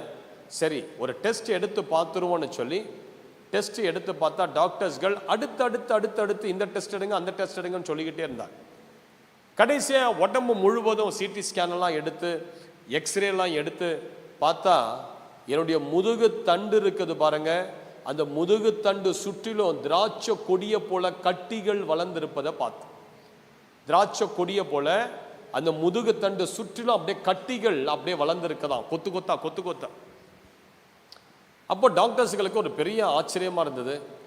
எப்படி ஒரு முதுகு தண்டு ஃபுல்லாக கட்டிகள்? பயாப்சி எடுத்து பார்த்தாங்க, பார்த்தா அவைகள் எல்லாம் கேன்சர் கட்டிகள். கேன்சர் கட்டிகள். டாக்டர்ஸ்கள் கூப்பிட்டு சொன்னாங்களா, பிரதர் உங்கள் இருதயத்தை நீங்கள் தேற்றிக்கொள்ளுங்க, பயப்படாதீங்க, உங்கள் முதுகுத்தண்டு ஃபுல்லாக கேன்சர் கட்டி வந்திருக்குது, ஒன்றுமே பண்ண முடியாது, ஏதோ ஒரு இடத்துல வந்தால் பரவாயில்ல, மேல் தொடங்கி கீழே வரைக்கும் உங்களுக்கு கேன்சர் கட்டி திராட்சை செடியை போல கொடியை போல கொத்து கொத்தா தொங்குது, ஒன்றும் பண்ண முடியாது. ஒன்று உங்கள் முதுகு தண்டையே பிடுங்கி எடுக்கணும். அப்படி பிடுங்கி எடுத்தா நீங்கள் ஒரு பிணமாக மாறிடுவீங்க, நீங்கள் ஒரு வீட்டில் ஒரு பொம்மையாக மாறிடுவீங்க. உங்கள் காலம் ஃபுல்லாக நீங்கள் படுத்து தான் இருக்கணும், ஒருபோதும் உங்களால் எழுந்து நடக்க முடியாது. அதனால் முதுகு தண்டை வெட்டி எடுப்பது என்பது சாதாரண ஆப்ரேஷனும் கிடையாது. இதுக்கு ட்ரீட்மெண்ட்டுண்டா ஒரு ட்ரீட்மெண்ட்டும் கிடையாது. அவருக்கு ரொம்ப தூக்கி வாரி போட்டுடுச்சு. நல்ல கிறிஸ்தவ குடும்பம், ஜெபிக்கிற குடும்பம், தேவனை சார்ந்திருந்த குடும்பம். ஏன் இந்த பிரச்சனை எங்கள் வாழ்க்கையில்? நல்லா கேளுங்க. இப்போ இந்த கழுத்தில் வந்த அந்த கட்டி அப்படியே பெருசாகி பெருசாகி பெருசாகி கண்ணுக்கு போகக்கூடிய ஒரு நரம்பை அடைச்சு கண் பார்வை போயிடுச்சு. கண் பார்வை போயிடுச்சு. ஒரு வாரம் கண் பார்வை இல்லை, 2 வாரம் கண் பார்வை இல்லை, இப்போ 18 நாட்கள் ஆச்சு கண் பார்வை வரலை. யோசிச்சு பாருங்க எப்படி இருக்கும் அந்த நிலைமை. ஒரு வாலிபன், மனைவி இருக்கிறா, 2 அழகான பிள்ளைங்க இருக்கிறாங்க. அவன் அந்த குடும்பத்துக்கு இவன் தான் சம்பாதிச்சு கொடுத்து அந்த குடும்பத்தையே நிறுத்தக்கூடியவன். இப்போ இவனுக்கு கண் பார்வை போயிடுச்சு, வேலைக்கு போக முடியல, மரண பயம் இவனை பிடித்து கொண்டது, என்ன செய்யறதுன்னே தெரியல. டாக்டர்ஸ்கள் எல்லாம் கைவிட்டுட்டாங்க, மருந்து மாத்திரெல்லாம் ஒன்றும் வேலை செய்யாதுன்னு சொல்லிட்டாங்க. இப்போ ஒரே ஒரு டாக்டர் ஸ்பெஷலிஸ்ட் தான் இருக்கிறார். அவரை போய் பார்த்தா அந்த கண் பார்வைக்கு மாத்திரம் ஏதாவது ஒரு தீர்வு அவர் மட்டும்தான் கொடுக்க முடியும்னு சொல்லிட்டாங்க. அவரை எங்கேருந்து பார்க்கறது? ஒரு அப்பாயின்மெண்ட் போட்டால் 3 மாதம் ஆகுமா அவரை போய் பார்க்க. அவ்வளவு பிஸியாக இருக்கக்கூடிய நபர். ஆனால் அற்புதமாக ஆலயத்தில் போய் உட்கார்ந்து இவர் பக்கத்தில் இருக்கிறவர் இவர் பிரச்சனைகளை கேட்க, அவரா அந்த டாக்டரா, ஐயோ அவர் என்னுடைய சொந்தக்காரர் தான் சொல்லி இமீடியட்டாக அப்பாயின்மெண்ட் வாங்கி கொடுத்துட்டார். மறுநாள் அந்த டாக்டரை போய் பார்த்துருக்கிறாங்க. அவர் பார்த்த உடனே சொன்னாரா, தம்பி என்னுடைய முதுகுத்தண்டு ஃபுல்லாக கேன்சர் வந்துடுச்சு, உண்மை. இப்போ இதை கீமோ இதெல்லாத்தையும் கொடுக்கலாம், ஆனால் இது க்யூரபிளான்னு கேட்டால் என்னுடைய அனுபவத்தில் இது க்யூரோ ஆகாது. ஆனால் உன் கண்ணுக்கு மட்டும் ஏதாவது ஒரு தீர்வை நம்ம கொண்டு வரலாம். நீ குருடெல்லாம் இல்லாதபடி உன் கண்ணுக்கு மட்டும் ஏதாவது ஒரு சொல்யூஷனை பார்க்கலாம். ஒரே ஒரு டெஸ்ட் எடுத்து அமெரிக்காவுக்கு அனுப்பணும். அது இந்தியாவில் பண்ண மாட்டாங்க அந்த டெஸ்ட்டு. அமெரிக்காவுக்கு அனுப்பணும். அனுப்பின பிறகு ஒரு இமெயில் மட்டும்தான் வரும். அந்த இமெயிலில் பாசிட்டிவ் நெகட்டிவ் அப்படின்னு வரும். பாசிட்டிவ்னு வந்ததுன்னா ஒன்றும் பண்ண முடியாது, நெகட்டிவ்னு வந்ததுன்னா ஒரு 3 இன்ஜெக்ஷன் உண்டு, அதை போட்டால் உன் கண் பார்வை திரும்ப வந்துடும் அப்படின்னு சொல்லிட்டான். இப்போ யோசிச்சு பாருங்க, முதுகில் கட்டி கண் பார்வை இல்லை. இப்போ ரிப்போர்ட் டெஸ்ட் எடுத்து ஃபாரினுக்கு போயிடுச்சு அந்த ரிப்போர்ட்டு. இப்போ ரிப்போர்ட் வர காத்து இருக்கிறாங்க. 2 வாரத்தில் ரிப்போர்ட் வந்துடும். ஆனால் இவங்க என்ன பண்ணுறாங்க, அந்த சூழ்நிலையிலும் கர்த்தரையே உறுதியாக பிடித்து கொண்டான். உம்மை உறுதியாய் பிடித்து கொண்ட மனதை உடையவன் உண்மையே நம்பி இருக்கிறபடியால் அவனை பூரண சமாதானத்தோடு காத்து கொள்ளுகிற தேவன். சிஸ்டர், பிரதர், உன் பிரச்சனையின் மத்தியில் சோர்ந்து போகாத. ஜபத்தை கேட்கிற தேவன் உன் அருகில உண்டு. அவரை கெட்டியா பிடி, அவரை உறுதியா பிடி, அவரை விடாம பிடி, அவர் நாமத்தை பிடி, அவர் அதிசயங்களை பிடி. அல்லேலூயான்னு சொல்லுங்க பார்ப்போம். இப்போ என்ன நடக்குதுன்னா, ரிப்போர்ட் அனுப்பிட்டாங்க. இப்போ ரிப்போர்ட் வரக்கூடிய நாள் வந்துடுச்சு. ஒரு நாள் அதிகாலை நேரம் அவங்க என்எல்ஏஜி சென்னையில் பாஸ்டர் சொன்னார் பாருங்க, பாஸ்டர் மோகன் அவருடைய திருச்சபை. நானும் அந்த சபை விசுவாசி தான். அந்த சபையில் தான் நான் வளர்ந்து, அந்த சபையில் தான் பைபிள் காலேஜ் எல்லாம் படித்தேன். என்எல்ஏஜி சபைக்கு காலையில் அந்த ஃபேமிலி போகிறாங்க. காலையில் 5:30 மணிக்கு சர்வீஸ் அங்கே நடக்கும், காலை சர்வீஸ். இப்போ அந்த சர்வீஸில் போய் உட்கார்ந்துட்டாங்க. அன்றைக்குன்னு பார்த்து வெளி தேசத்து வந்து ஒரு வெள்ளைக்காரர் அந்த கூட்டத்தில் பிரசங்கிக்க அந்த காலை ஆராதனையில் வந்திருக்கிறார். இவங்க போயிட்டு அந்த சீட்டில் எங்கேயோ ஒரு மூலையில் உட்கார்ந்து இருக்கிறாங்க. என்ன வேதனை? பயங்கர மரண வேதனை, வலி தாங்க முடியல, பயங்கரமான ஒரு பாரம், ஏதோ ஒரு 1000 கிலோ மூட்டையை தூக்கி மேலே போட்ட மாதிரி ஒரு டிப்ரெஷன், ஒரு சோர்வு, சரீரத்தில் ஏதோ ஒரு பாரம் அவரை அழுத்திக்கிட்டே இருந்ததா. அப்படியே பிரசங்கம் போய்கிட்டே இருந்ததா. நல்லா கேளுங்க, இவர் அங்கே உட்காந்து ஜெபம் பண்ணிக்கிட்டே இருக்கிறார், கண்ணு தெரியல. இவர் அவருடைய மனைவியை கதறி கதறி கதறி ஜெபம் பண்ணிக்கிட்டே இருக்கிறாங்க. அதிகாலையில் நீ தேடுகிறவர்களை என்னை கண்டடைவார்கள் கத்த சொல்லி இருக்கிறார். பிரசங்கம் போயிட்டே இருக்குது. திடீர்னு அந்த வெள்ளைக்கார பாஸ்டர் பிரசங்கத்தை நிறுத்திட்டு தீர்க்க தரிசனமா பேச ஆரம்பிச்சிட்டாரு. அந்நிய பாஷையில பேச ஆரம்பிச்சிட்டார். இவர் அந்நிய பாஷையில பேச பேச பேச பாஸ்டர் டி மோகன் ஐயா மேல பரிசுத்த ஆவியானவர் இறங்கி இவர் பேசுற அந்நிய பாஷைய பாஸ்டர் டி மோகன் ஐயா அவர்கள் வியாக்கியானம் பண்றாராம். என்ன சொல்றாராம்? இந்த இடத்துல கேன்சர் வியாதினால கண் பார்வை இழந்த ஒருத்தன் உட்கார்ந்து இருக்கிறான். இவர் அந்நிய பாஷையில பேச பேச அதை அப்படியே இவர் டிரான்ஸ்லேட் பண்ணி வியாக்கியானம் கொடுத்துக்கிட்டு இருக்கிறார். மோகன் பாஸ்டர் என்ன சொல்றாரா? உனக்கு ஒரு ரிப்போர்ட் வர வேண்டியதா இருக்குது, அந்த ரிப்போர்ட் உனக்கு நெகட்டிவ்னு வந்துருச்சுன்னா உன் கண் பார்வை வந்துடும், நீ கவலைப்படாத, இந்த காலை வேளையில கர்த்தர் உன்னை தொடுகிறார், உன் பிரச்சனைகளுக்கு தீர்வை கொண்டு வருகிறார், உனக்கு ஆரோக்கியத்தை கொண்டு வருகிறார் சொல்லி அவர் அந்நிய பாஷையில பேசாத வியாக்கியானம் பண்ணி பேசுகிறார். அல்லேலூயா. இப்படிப்பட்ட தேவ மனிதர்களுக்காக கர்த்தரை ஸ்தோத்தரிப்போம். ஸ்தோத்திரம், ஸ்தோத்திரம், ஸ்தோத்திரம், ஸ்தோத்திரம். அல்லேலூயா. பரிசுத்தவான்களை கொண்டு தேவன் பேசுகிறார். நல்லா கேளுங்க. அவர் தீர்க்க தரிசனமா பேச பேச பேச அந்த நொடியே அந்த மகன் மேல இருந்த அந்த அவ்வளவு பாரங்களும் அந்த உடம்பை விட்டு போய் ஒரு நம்பிக்கை வந்துடுச்சு. கர்த்தர் என்ன பார்த்துட்டாரு, கர்த்தர் என் கூட பேசிட்டாரு, இனி இந்த பிரச்சனைக்கு நிச்சயமா ஒரு தீர்வு வந்துடும், தீர்வு வந்துடும். அந்த ஆராதனை முடிஞ்சு அவங்க சந்தோஷத்தோட வீட்டுக்கு போறாங்களாம், கணவன் மனைவி. அவர் சொல்றாரு, அது வரைக்கும் இந்த மரண பயம், அது வரைக்கும் அந்த போராட்டம், அந்த நொடியை, அந்த தீர்க்க தரிசன வார்த்தை வந்த போது அந்த நொடியை நீங்கி போயிட்டு. அல்லேலூயா, அல்லேலூயா.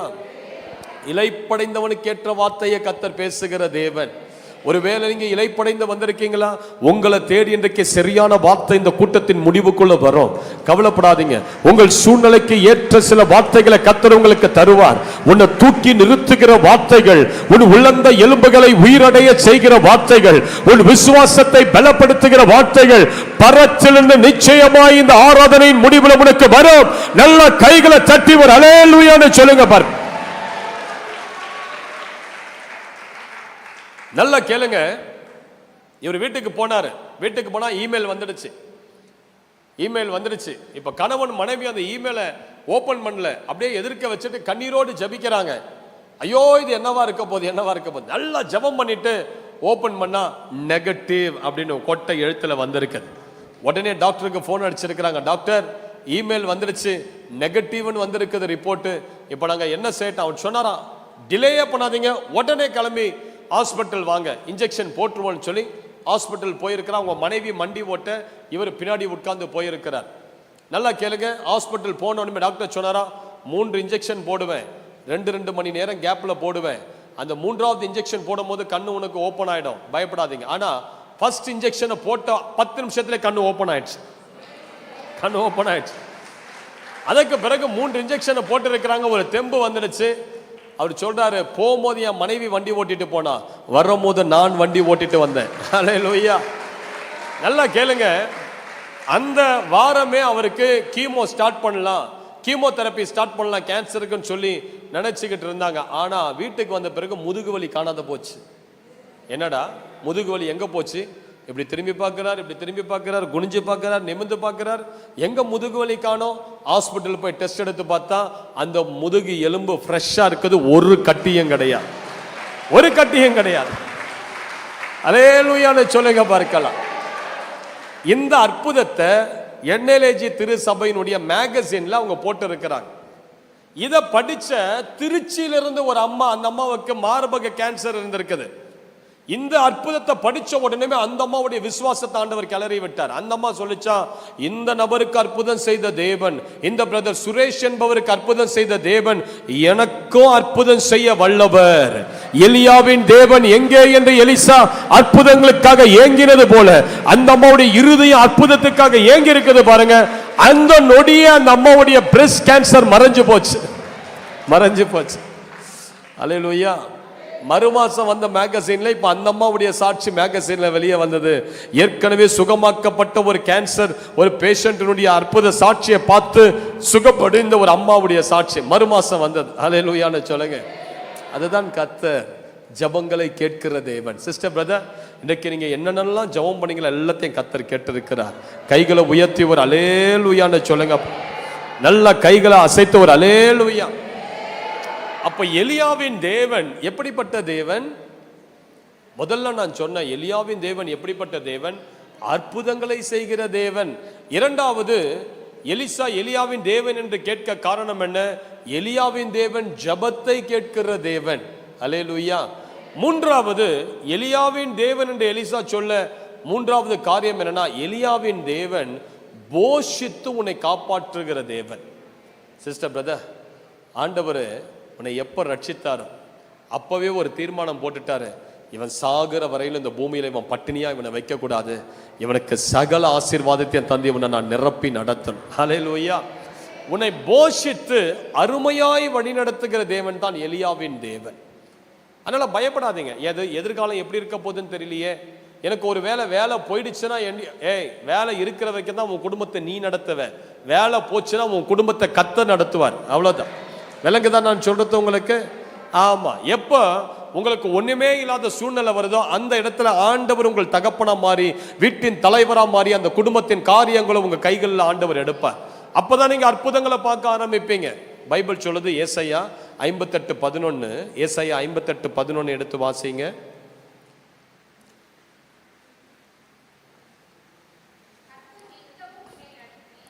கர்த்தர் நித்தமும் உன்னை நடத்தி மகா வறட்சியான காலங்களில் உன் ஆத்துமாவை திருப்தியாக்கி உன் எலும்புகளை நினமுள்ளதாக்குவார். நீ நீர்ப்பாய்ச்சலான தோட்டத்தை போலவும் வற்றாத நீருற்றை போலவும் இருப்பார். ஆண்டவர் சொல்றாரு, நான் உன்னை நித்தமும் நடத்துறேன். நீ ஏன் பயப்படுற? என் கணவர் என்ன சரியா பார்த்துக்கலாம், நீ பயப்படாது. ஐயோ என் சூழ்நிலையை இப்படி இருக்குதுன்னு பயப்படாது. ஆண்டவர் சொல்றாரு, நான் உன்னை நித்தமும் நடத்துவேன். மகா வறட்சியான காலங்களில் நான் உன் ஆத்துமாவை திருப்திப்படுத்துவேன். உன் எலும்புகளை நினமுள்ளதாக்குவேன். உன் எலும்புகள் கொழுப்பு நிறைந்த எலும்புகளா மாறும். நீ வற்றாத நீரூற்றை போல இருப்பாய். நீ கனி தருகிற செடியாய் மரமாய் நீ இருப்பாய். அல்லேலூயா. அவர் தான் தேவன் பாருங்க, உன்னை அழகா நடத்துவார். ஒரு முறை கன்னியாகுமரிக்கு நான் ஒரு 5 வருஷத்துக்கு முன்னாடி நான் ஒரு ஊழியத்துக்கு வந்திருந்தேன். அப்போ ஒரு ஊழியக்காரருடைய வீட்டில் அவர் வேற ஒரு கெஸ்ட் ஹவுஸில் என்னை தங்க வச்சிருந்தார். அவர் சொன்ன ஒரு சாட்சி, ஐயா இந்த இடத்துக்கு நான் ஊழியத்துக்கு வரும்போது என்கிட்ட ₹1 கிடையாது. ஆண்டவர் சொன்னார், நீ கன்னியாகுமரி போன்னு சொன்னார். நான் என்ன பண்ணேன்னு தெரியுங்களா, பேகெல்லாம் எடுத்துட்டு சென்னையிலேருந்து புறப்பட்டு கன்னியாகுமரி ஸ்டேஷன் வந்துட்டேன்.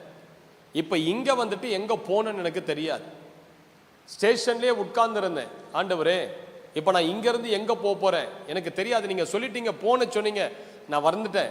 இங்கேருந்து இப்போ நான் எங்கே போகிறது எனக்கு தெரியலையே. ஸ்டேஷன்லேயே உட்கார்ந்து 6 மணி நேரம் ஜெபம் பண்ணிட்டு இருக்கிறார். 6 மணி நேரம் ஸ்டேஷன்லேயே உட்கார்ந்து ஜெபம் பண்ணார். அப்போ அந்த ஸ்டேஷனில் நடந்து வந்த ஒரு ஆர்பிஎஃப் ரயில்வே ப்ரொடெக்ஷன் ஃபோர்ஸ், அவர் இவரை பார்த்துட்டு, ஏன் சார் நீங்கள் ரொம்ப நேரம் இங்கே உட்கார்ந்துருக்கீங்கன்னு கேட்டாராம். இவர் சொன்னாரா, ஏன்னா ஆண்டவர் சென்னையிலேருந்து கன்னியாகுமரிக்கு ஊழியத்துக்கு போன்னு சொன்னார், நான் வந்துட்டேன். இப்போ நான் எங்கே போகிறதுன்னு எனக்கு தெரியல. சார் நீங்கள் ஊழியக்காரரா? ஆமாம் நான் ஊழியக்காரன். ஐயோ நானும் ஒரு கிறிஸ்தவன் தான், வாங்க உங்களுக்கு எங்கேயாவது ரூம் பார்க்கலான்னு சொல்லிட்டு அவருடைய பைக்கில் ஏற்றிக்கிட்டு அப்படியே ஒரு ரூம் பார்த்துக்கிட்டு சுற்றிக்கிட்டு இருக்காங்களாம், இவருக்கு எங்கேயாவது ரூம் கிடைக்கணும்னு சொல்லி. அப்போது ஒரு குறிப்பிட்ட ஒரு ஏரியாவை கிராஸ் பண்ணும்போது ஒரு குரல் கேட்குதா, ஒரு குறிப்பிட்ட தெருவை சொல்லி, ஒரு குறிப்பிட்ட வீட்டு நம்பரை சொல்லி, ஒரு பேரை சொல்லி ஆண்டவர் சொல்றாரா, இந்த வீட்டில் இந்த மக தூக்கு மாட்டிக்க போறா, சீக்கிரமா போய் அவளை காப்பாத்து, தடுத்து நிறுத்துன்னு ஆண்டவர் சொல்றார். உடனே இவர் அந்த பைக் ஓட்டுற அந்த ஆர்பிஎஃப் கிட்ட சொல்றாரா, சார் இந்த மாதிரி ஒரு தெரு இங்க இருக்குதா, அந்த தெருவுக்கு மட்டும் போங்கலன்னு பார்த்தா அந்த ஒரு 3 தெரு தள்ளி தான் அந்த தெருவு இருக்குது. அந்த இடத்துக்கு போனால் சரியா அந்த வீட்டு நம்பரை பார்க்குறாரு. அந்த வீட்டின் கதவுக்கு முன்பதாக நின்று தட்டுறாரு. ஒரு அம்மா கண்ணீரோடு வந்து கதவை திறக்கிறாங்க. இவர் ஆண்டவர் சொன்னதெல்லாம் சொல்றாரு, சிஸ்டர் நீங்க தூக்க மாட்டிக்க போறீங்க, உங்க ஜீவனை நீங்க முடித்துக் கொள்ள போறீங்க. ஆண்டவர் சொல்றாரு, நீங்க சாகக்கூடாது, கர்த்தர் உங்கள் வாழ்க்கையின் சூழ்நிலையை மாற்றுவதாக. சொன்ன உடனே அந்த அம்மா முட்டி போட்டு கதற ஆரம்பிச்சுட்டாங்க. பார்த்தா உள்ள தூக்க கயிறை மாட்டி வச்சிருக்குது அந்த அம்மா. நல்லா கேளுங்க, கர்த்தருடைய வார்த்தை வந்த உடனே அந்த அம்மா என்ன பண்ணுச்சான், இவருக்கு போய் கொஞ்சம் பணத்தை கொண்டு வந்து இவர் கையில கொடுத்துட்டு, ஐயா இது உங்களுடைய ஊழியத்துக்காக வச்சுக்கோங்க, இப்ப வீட்டு அட்வான்ஸ் வந்துடுச்சு. அல்லேலூயா. அவர் சொல்றார், வீட்டு அட்வான்ஸ் கொடுக்க போதுமான காசு அந்த அம்மா கொடுத்துட்டான். அதை கொண்டு போய் ஒரு வீட்டுக்கு அட்வான்ஸ் கொடுத்து வீட்டுக்குள்ள போயிட்டேன். இப்போ வீட்டில் ஒண்ணுமே கிடையாது. வீட்டில் ஒரு பாய் கிடையாது, தலகாணி கிடையாது, சாமான்கள் கிடையாது, ஒண்ணுமே இல்லாத சூழ்நிலையில நாங்கள் வீட்டில் இருக்கிறேன். வெறும் அரிசி மூட்டையை மட்டும் வாங்கி வச்சுட்டேன். ஒரே ஒரு பாத்திரத்தை அரிசி பொங்கி சாப்பிட ஒரு பாத்திரம் மட்டும் வாங்கிட்டேன். என்ன செய்யறதுன்னு தெரியல. ஊழியம் செய்ய போறேன், ஆனா எப்படி தொடங்குறதுன்னு தெரியல. இப்போ ஒரு நாள் காலை நேரத்தில் நான் இந்த எலியாவினுடைய காரியத்தை நான் தியானிக்கிறேன். அவர் சொல்றார், இந்த எலியாவினுடைய காரியத்தை நான் தியானிக்கிறேன், எப்படி ஆண்டவர் எலியாவை காகங்களை கொண்டு போஷித்தார். அப்போ இவருக்குள்ள ஒரு எண்ணம் வருதான், அப்போ காகம் வந்தா நம்மளை போஷிக்கும்னு சொல்லிட்டு வீட்டில் இருக்கிற அரிசியில கொஞ்சம் ஒரு கைப்பிடி எடுத்துட்டு போயிட்டு கா கா கா கான்னு கூப்பிட்டு அப்படி போட்டு இருக்கிறார். காகம்லாம் இறங்கி வந்து உட்கார்ந்து இருக்குது. இவரும் அப்படியே பார்த்துட்டு, ஆண்டவரே காகம் வந்திருக்குது, ஆனால் நான் தான் அந்த காகத்துக்கு உணவு போட்டு இருக்கிறேன், அது எனக்கு உணவு கொண்டு வந்த மாதிரி தெரியலையே, என்ன ஆண்டவரே அப்படியே யோசிச்சுட்டே இருக்கும் போது அந்த காகம்லாம் சாப்பிட்டுட்டு பறந்து போச்சு. பறந்து போன பிறகு 2 நாள் கழிச்சு இவருக்கு ஒரு ஃபோன் வருதான். ஒரு அம்மா, ஒரு வயதான அம்மா ஃபோன் பண்ணுறாங்களா, ஐயா நான் இங்கே கன்னியாகுமரி மாவட்டத்தில் இந்த குறிப்பிட்ட இடத்துல இருக்கிறேன், நீங்கள் எங்கள் வீட்டுக்கு வர முடியுமா, நீங்கள் பாஸ்டரா அப்படின்னு கேட்டிருக்கிறாங்க. அவர் சொன்னார், ஆமாம் நான் பாஸ்டர் தான், நீங்கள் எங்கே இருக்கிறீங்க. அந்த அம்மாவுக்கும் இவருக்கும் டிஸ்டன்ஸ் பார்த்தீங்கன்னா 15 கிலோமீட்டர் தொலைவு, 15 கிலோமீட்டர் தொலைவு. அப்போ இவருக்கு அந்த அம்மா சொல்கிற ஏரியா கூட தெரியாது, ஏன்னா இவரே புதுசு. சரிம்மா நான் வரேன் அப்படின்னு சொல்லிட்டு இவர் என்ன பண்ணியிருக்கிறாரு, பைக்கை எடுத்துட்டு, இவருக்கு ஒரு பைக்கு கொடுத்துட்டாங்க, அதுக்குள்ளேயா பைக்கை எடுத்துட்டு போயிருக்கிறார். போகிற வழியில் பார்த்தீங்கன்னா பைக்குக்கு பெட்ரோல் நின்று போச்சு. 2-3 கிலோமீட்டர் தொலைவிலே பெட்ரோல் இல்லாத நின்று போச்சு. இப்போ இவருக்கு காசு கிடையாது. இவர் என்ன பண்ணாரா, பக்கத்தில் இருக்கிற ஒரு தண்ணி குழாய்க்கு போய் தண்ணியை பிடிச்சு டேங்க்ல ஊற்றி, ஆண்டவரே நீ சாதாரண தண்ணீரை திராட்சை ரசமா மாற்ற முடியும்னா இந்த தண்ணீரை பெட்ரோலா மாற்ற நீர் வல்லமையான. இதுதான் விசுவாசம், இதுதான் விசுவாசம், இதுதான் பைத்தியமான விசுவாசம். தண்ணீரை பிடிச்சி டேங்க்ல ஊத்திட்டு வண்டியை ஸ்டார்ட் பண்ணா வண்டி மின்னல் வேகத்தில் பறக்குதான். அல்லேலூயான்னு சொல்லுங்க. இப்போ அந்த இடத்த தேடி கண்டுபிடிச்சு போயிட்டாரு. போனா ஒரு அம்மா, அப்பதான் அந்த அம்மா ரிட்டையர்ட் ஆகிருக்கிறாங்க. என் அம்மா கிட்ட கேட்டாரா, ஏம்மா என் ஃபோன் நம்பர் உங்களுக்கு எப்படி தெரியும், எதற்காக என்ன அழைச்சிங்க. அந்த அம்மா சொன்னாங்களாம், எனக்கு ரிட்டைர்மெண்ட் ஆன பிறகு ஒரு செட்டில்மெண்ட் அமௌண்ட் எனக்கு வந்தது, நான் இந்த செட்டில்மெண்ட் அமௌண்ட்டை வச்சு யாருக்கு இதை கொடுக்கலான்னு ஜபம் பண்ணிக்கிட்டே இருக்கும் போது 2 நாளுக்கு முன்னாடி ஒரு காக்கா வந்து உட்கார்ந்து வாயிலிருந்து ஒரு கார்டை இங்க போட்டு போச்சு. அந்த கார்டை எடுத்து பார்த்தா அந்த கார்டில் உங்க பேர் இருந்தது, உங்க ஃபோன் நம்பர் இருந்தது, பாஸ்டர்னு எழுதப்பட்டிருந்ததுன்னு சொல்லி அந்த கார்டில். அல்லேலூயா, புரியுதுங்களா? ஆண்டவர் இந்த காக்காக்கு இவர் அரிசி போட்டாரு பாருங்க, அதுல ஒரு காக்கா இவர் திண்ண மேல வச்சிருந்து இவர் காடை தூக்கிட்டு 15 கிலோமீட்டர் பறந்து போய் சரியா எங்க போடணுமோ அங்க அது போட்டு. இதுதான் கர்த்தர் இயேசு இன்றைக்கும் உயிரோடு கூட இருக்கிறார். உன்னை போஷித்து வழி நடத்த ஆண்டவர் வல்லமை உள்ளவர். அன்றைக்கு எலியாவை காகங்களை அனுப்பி போஷித்தது போல இன்றைக்கும் தேவன் காகங்களை பயன்படுத்தி உன்னை ஆசீர்வதிக்க நாம் ஆராதிக்கிற தேவன் சர்வ வல்லமை உள்ள தேவன். ஒரு கைகளை அசைத்து ஒரு அல்லேலூயான்னு சொல்லுங்க பாருங்க. அந்த அம்மா ரிட்டைர்மெண்ட் ஆன பணத்திலிருந்து ஒரு கட்டு பணத்தை எடுத்து இவருக்கு தசம பாகமாக கொடுத்து இருக்கிறாங்க. தேவன் எவ்வளவு அழகா அற்புதங்களா அந்த தேவைகளை சந்திக்கிறாரு பார்த்தீங்களா? அப்போ கர்த்தருக்கு காத்திருக்கிறவர்கள் வெட்கப்பட்டு போவது கிடையாது. நீ கழுகை போல பலனடைந்து செட்டைகளை அடித்து நீ உயர எழும்புவாய். நீ ஓடினாலும் இளைப்படைய முடியாது, நீ நடந்தாலும் சோர்ந்து போக முடியாது. ஹல்லேலூயான்னு சொல்லுங்க பார்க்க. அதுதான் கர்த்தர், அதுதான் கர்த்தர். உன்னை திருப்தியா கர்த்தர் நடத்துவார். நான் உங்களை பிளஸ் பண்றேன். இந்த ஆண்டு கர்த்தர் உங்களை திருப்தியா நடத்துவார். உங்களை காகங்களை அனுப்பி போஷிப்பார், தேவ தூதர்களை அனுப்பி போஷிப்பார். நீ அறியாத சில மனிதர்களை உன் அண்டையில கொண்டு வந்து தேவன் உன்னை ஆசீர்வதித்து உன்னை போஷித்து நடத்தவர் வல்லமையான ஒரு தேவனா இருக்கிறார். கைகளை உயர்த்திவர் அல்லேலூயான்னு சொல்லுங்க பார்க்க. இதுதான் கர்த்தர். இன்றைக்கு அந்த ஆண்டவரை நம்புங்க. அப்ப எலியாவின் தேவன் எப்படிப்பட்ட தேவன்? அற்புதங்களின் தேவன், ஜபத்தை கேட்கிற தேவன், உனக்கு அதிசயங்களை செய்து நடத்துகிற தேவன். நம்புறீங்களா? இப்ப இந்த எலியாவின் தேவன் இதை அப்படியே உங்களுக்கு செய்வார்னு எத்தனை பேர் நம்புறீங்க? அப்படியே எழும்பி நில்லுங்க, நம்ம எல்லாரும் ஜெபிக்கலாம். எழும்பி நில்லுங்க. ஷாக்கா ராபாலா கத்திடாபாலா. ஹல்லேலூயா, ஹல்லேலூயா, ஹல்லேலூயா. இப்பொழுது கர்த்தருடைய வல்லமை, கர்த்தருடைய ஒத்தாசை, கர்த்தருடைய கிருபை உங்கள் ஒவ்வொருவரும் மேலும் இப்போது இறங்கி வரப்போகிறது, இறங்கி வரப்போகிறது, இறங்கி வரப்போகிறது. வானத்துக்கு நேரா கைகளை உயர்த்துங்க.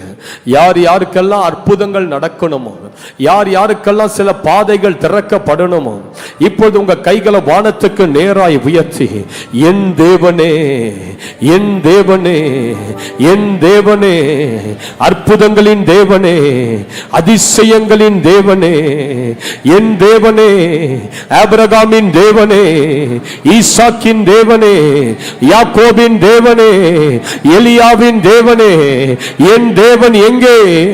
எலியாவின் தேவன் எங்கே?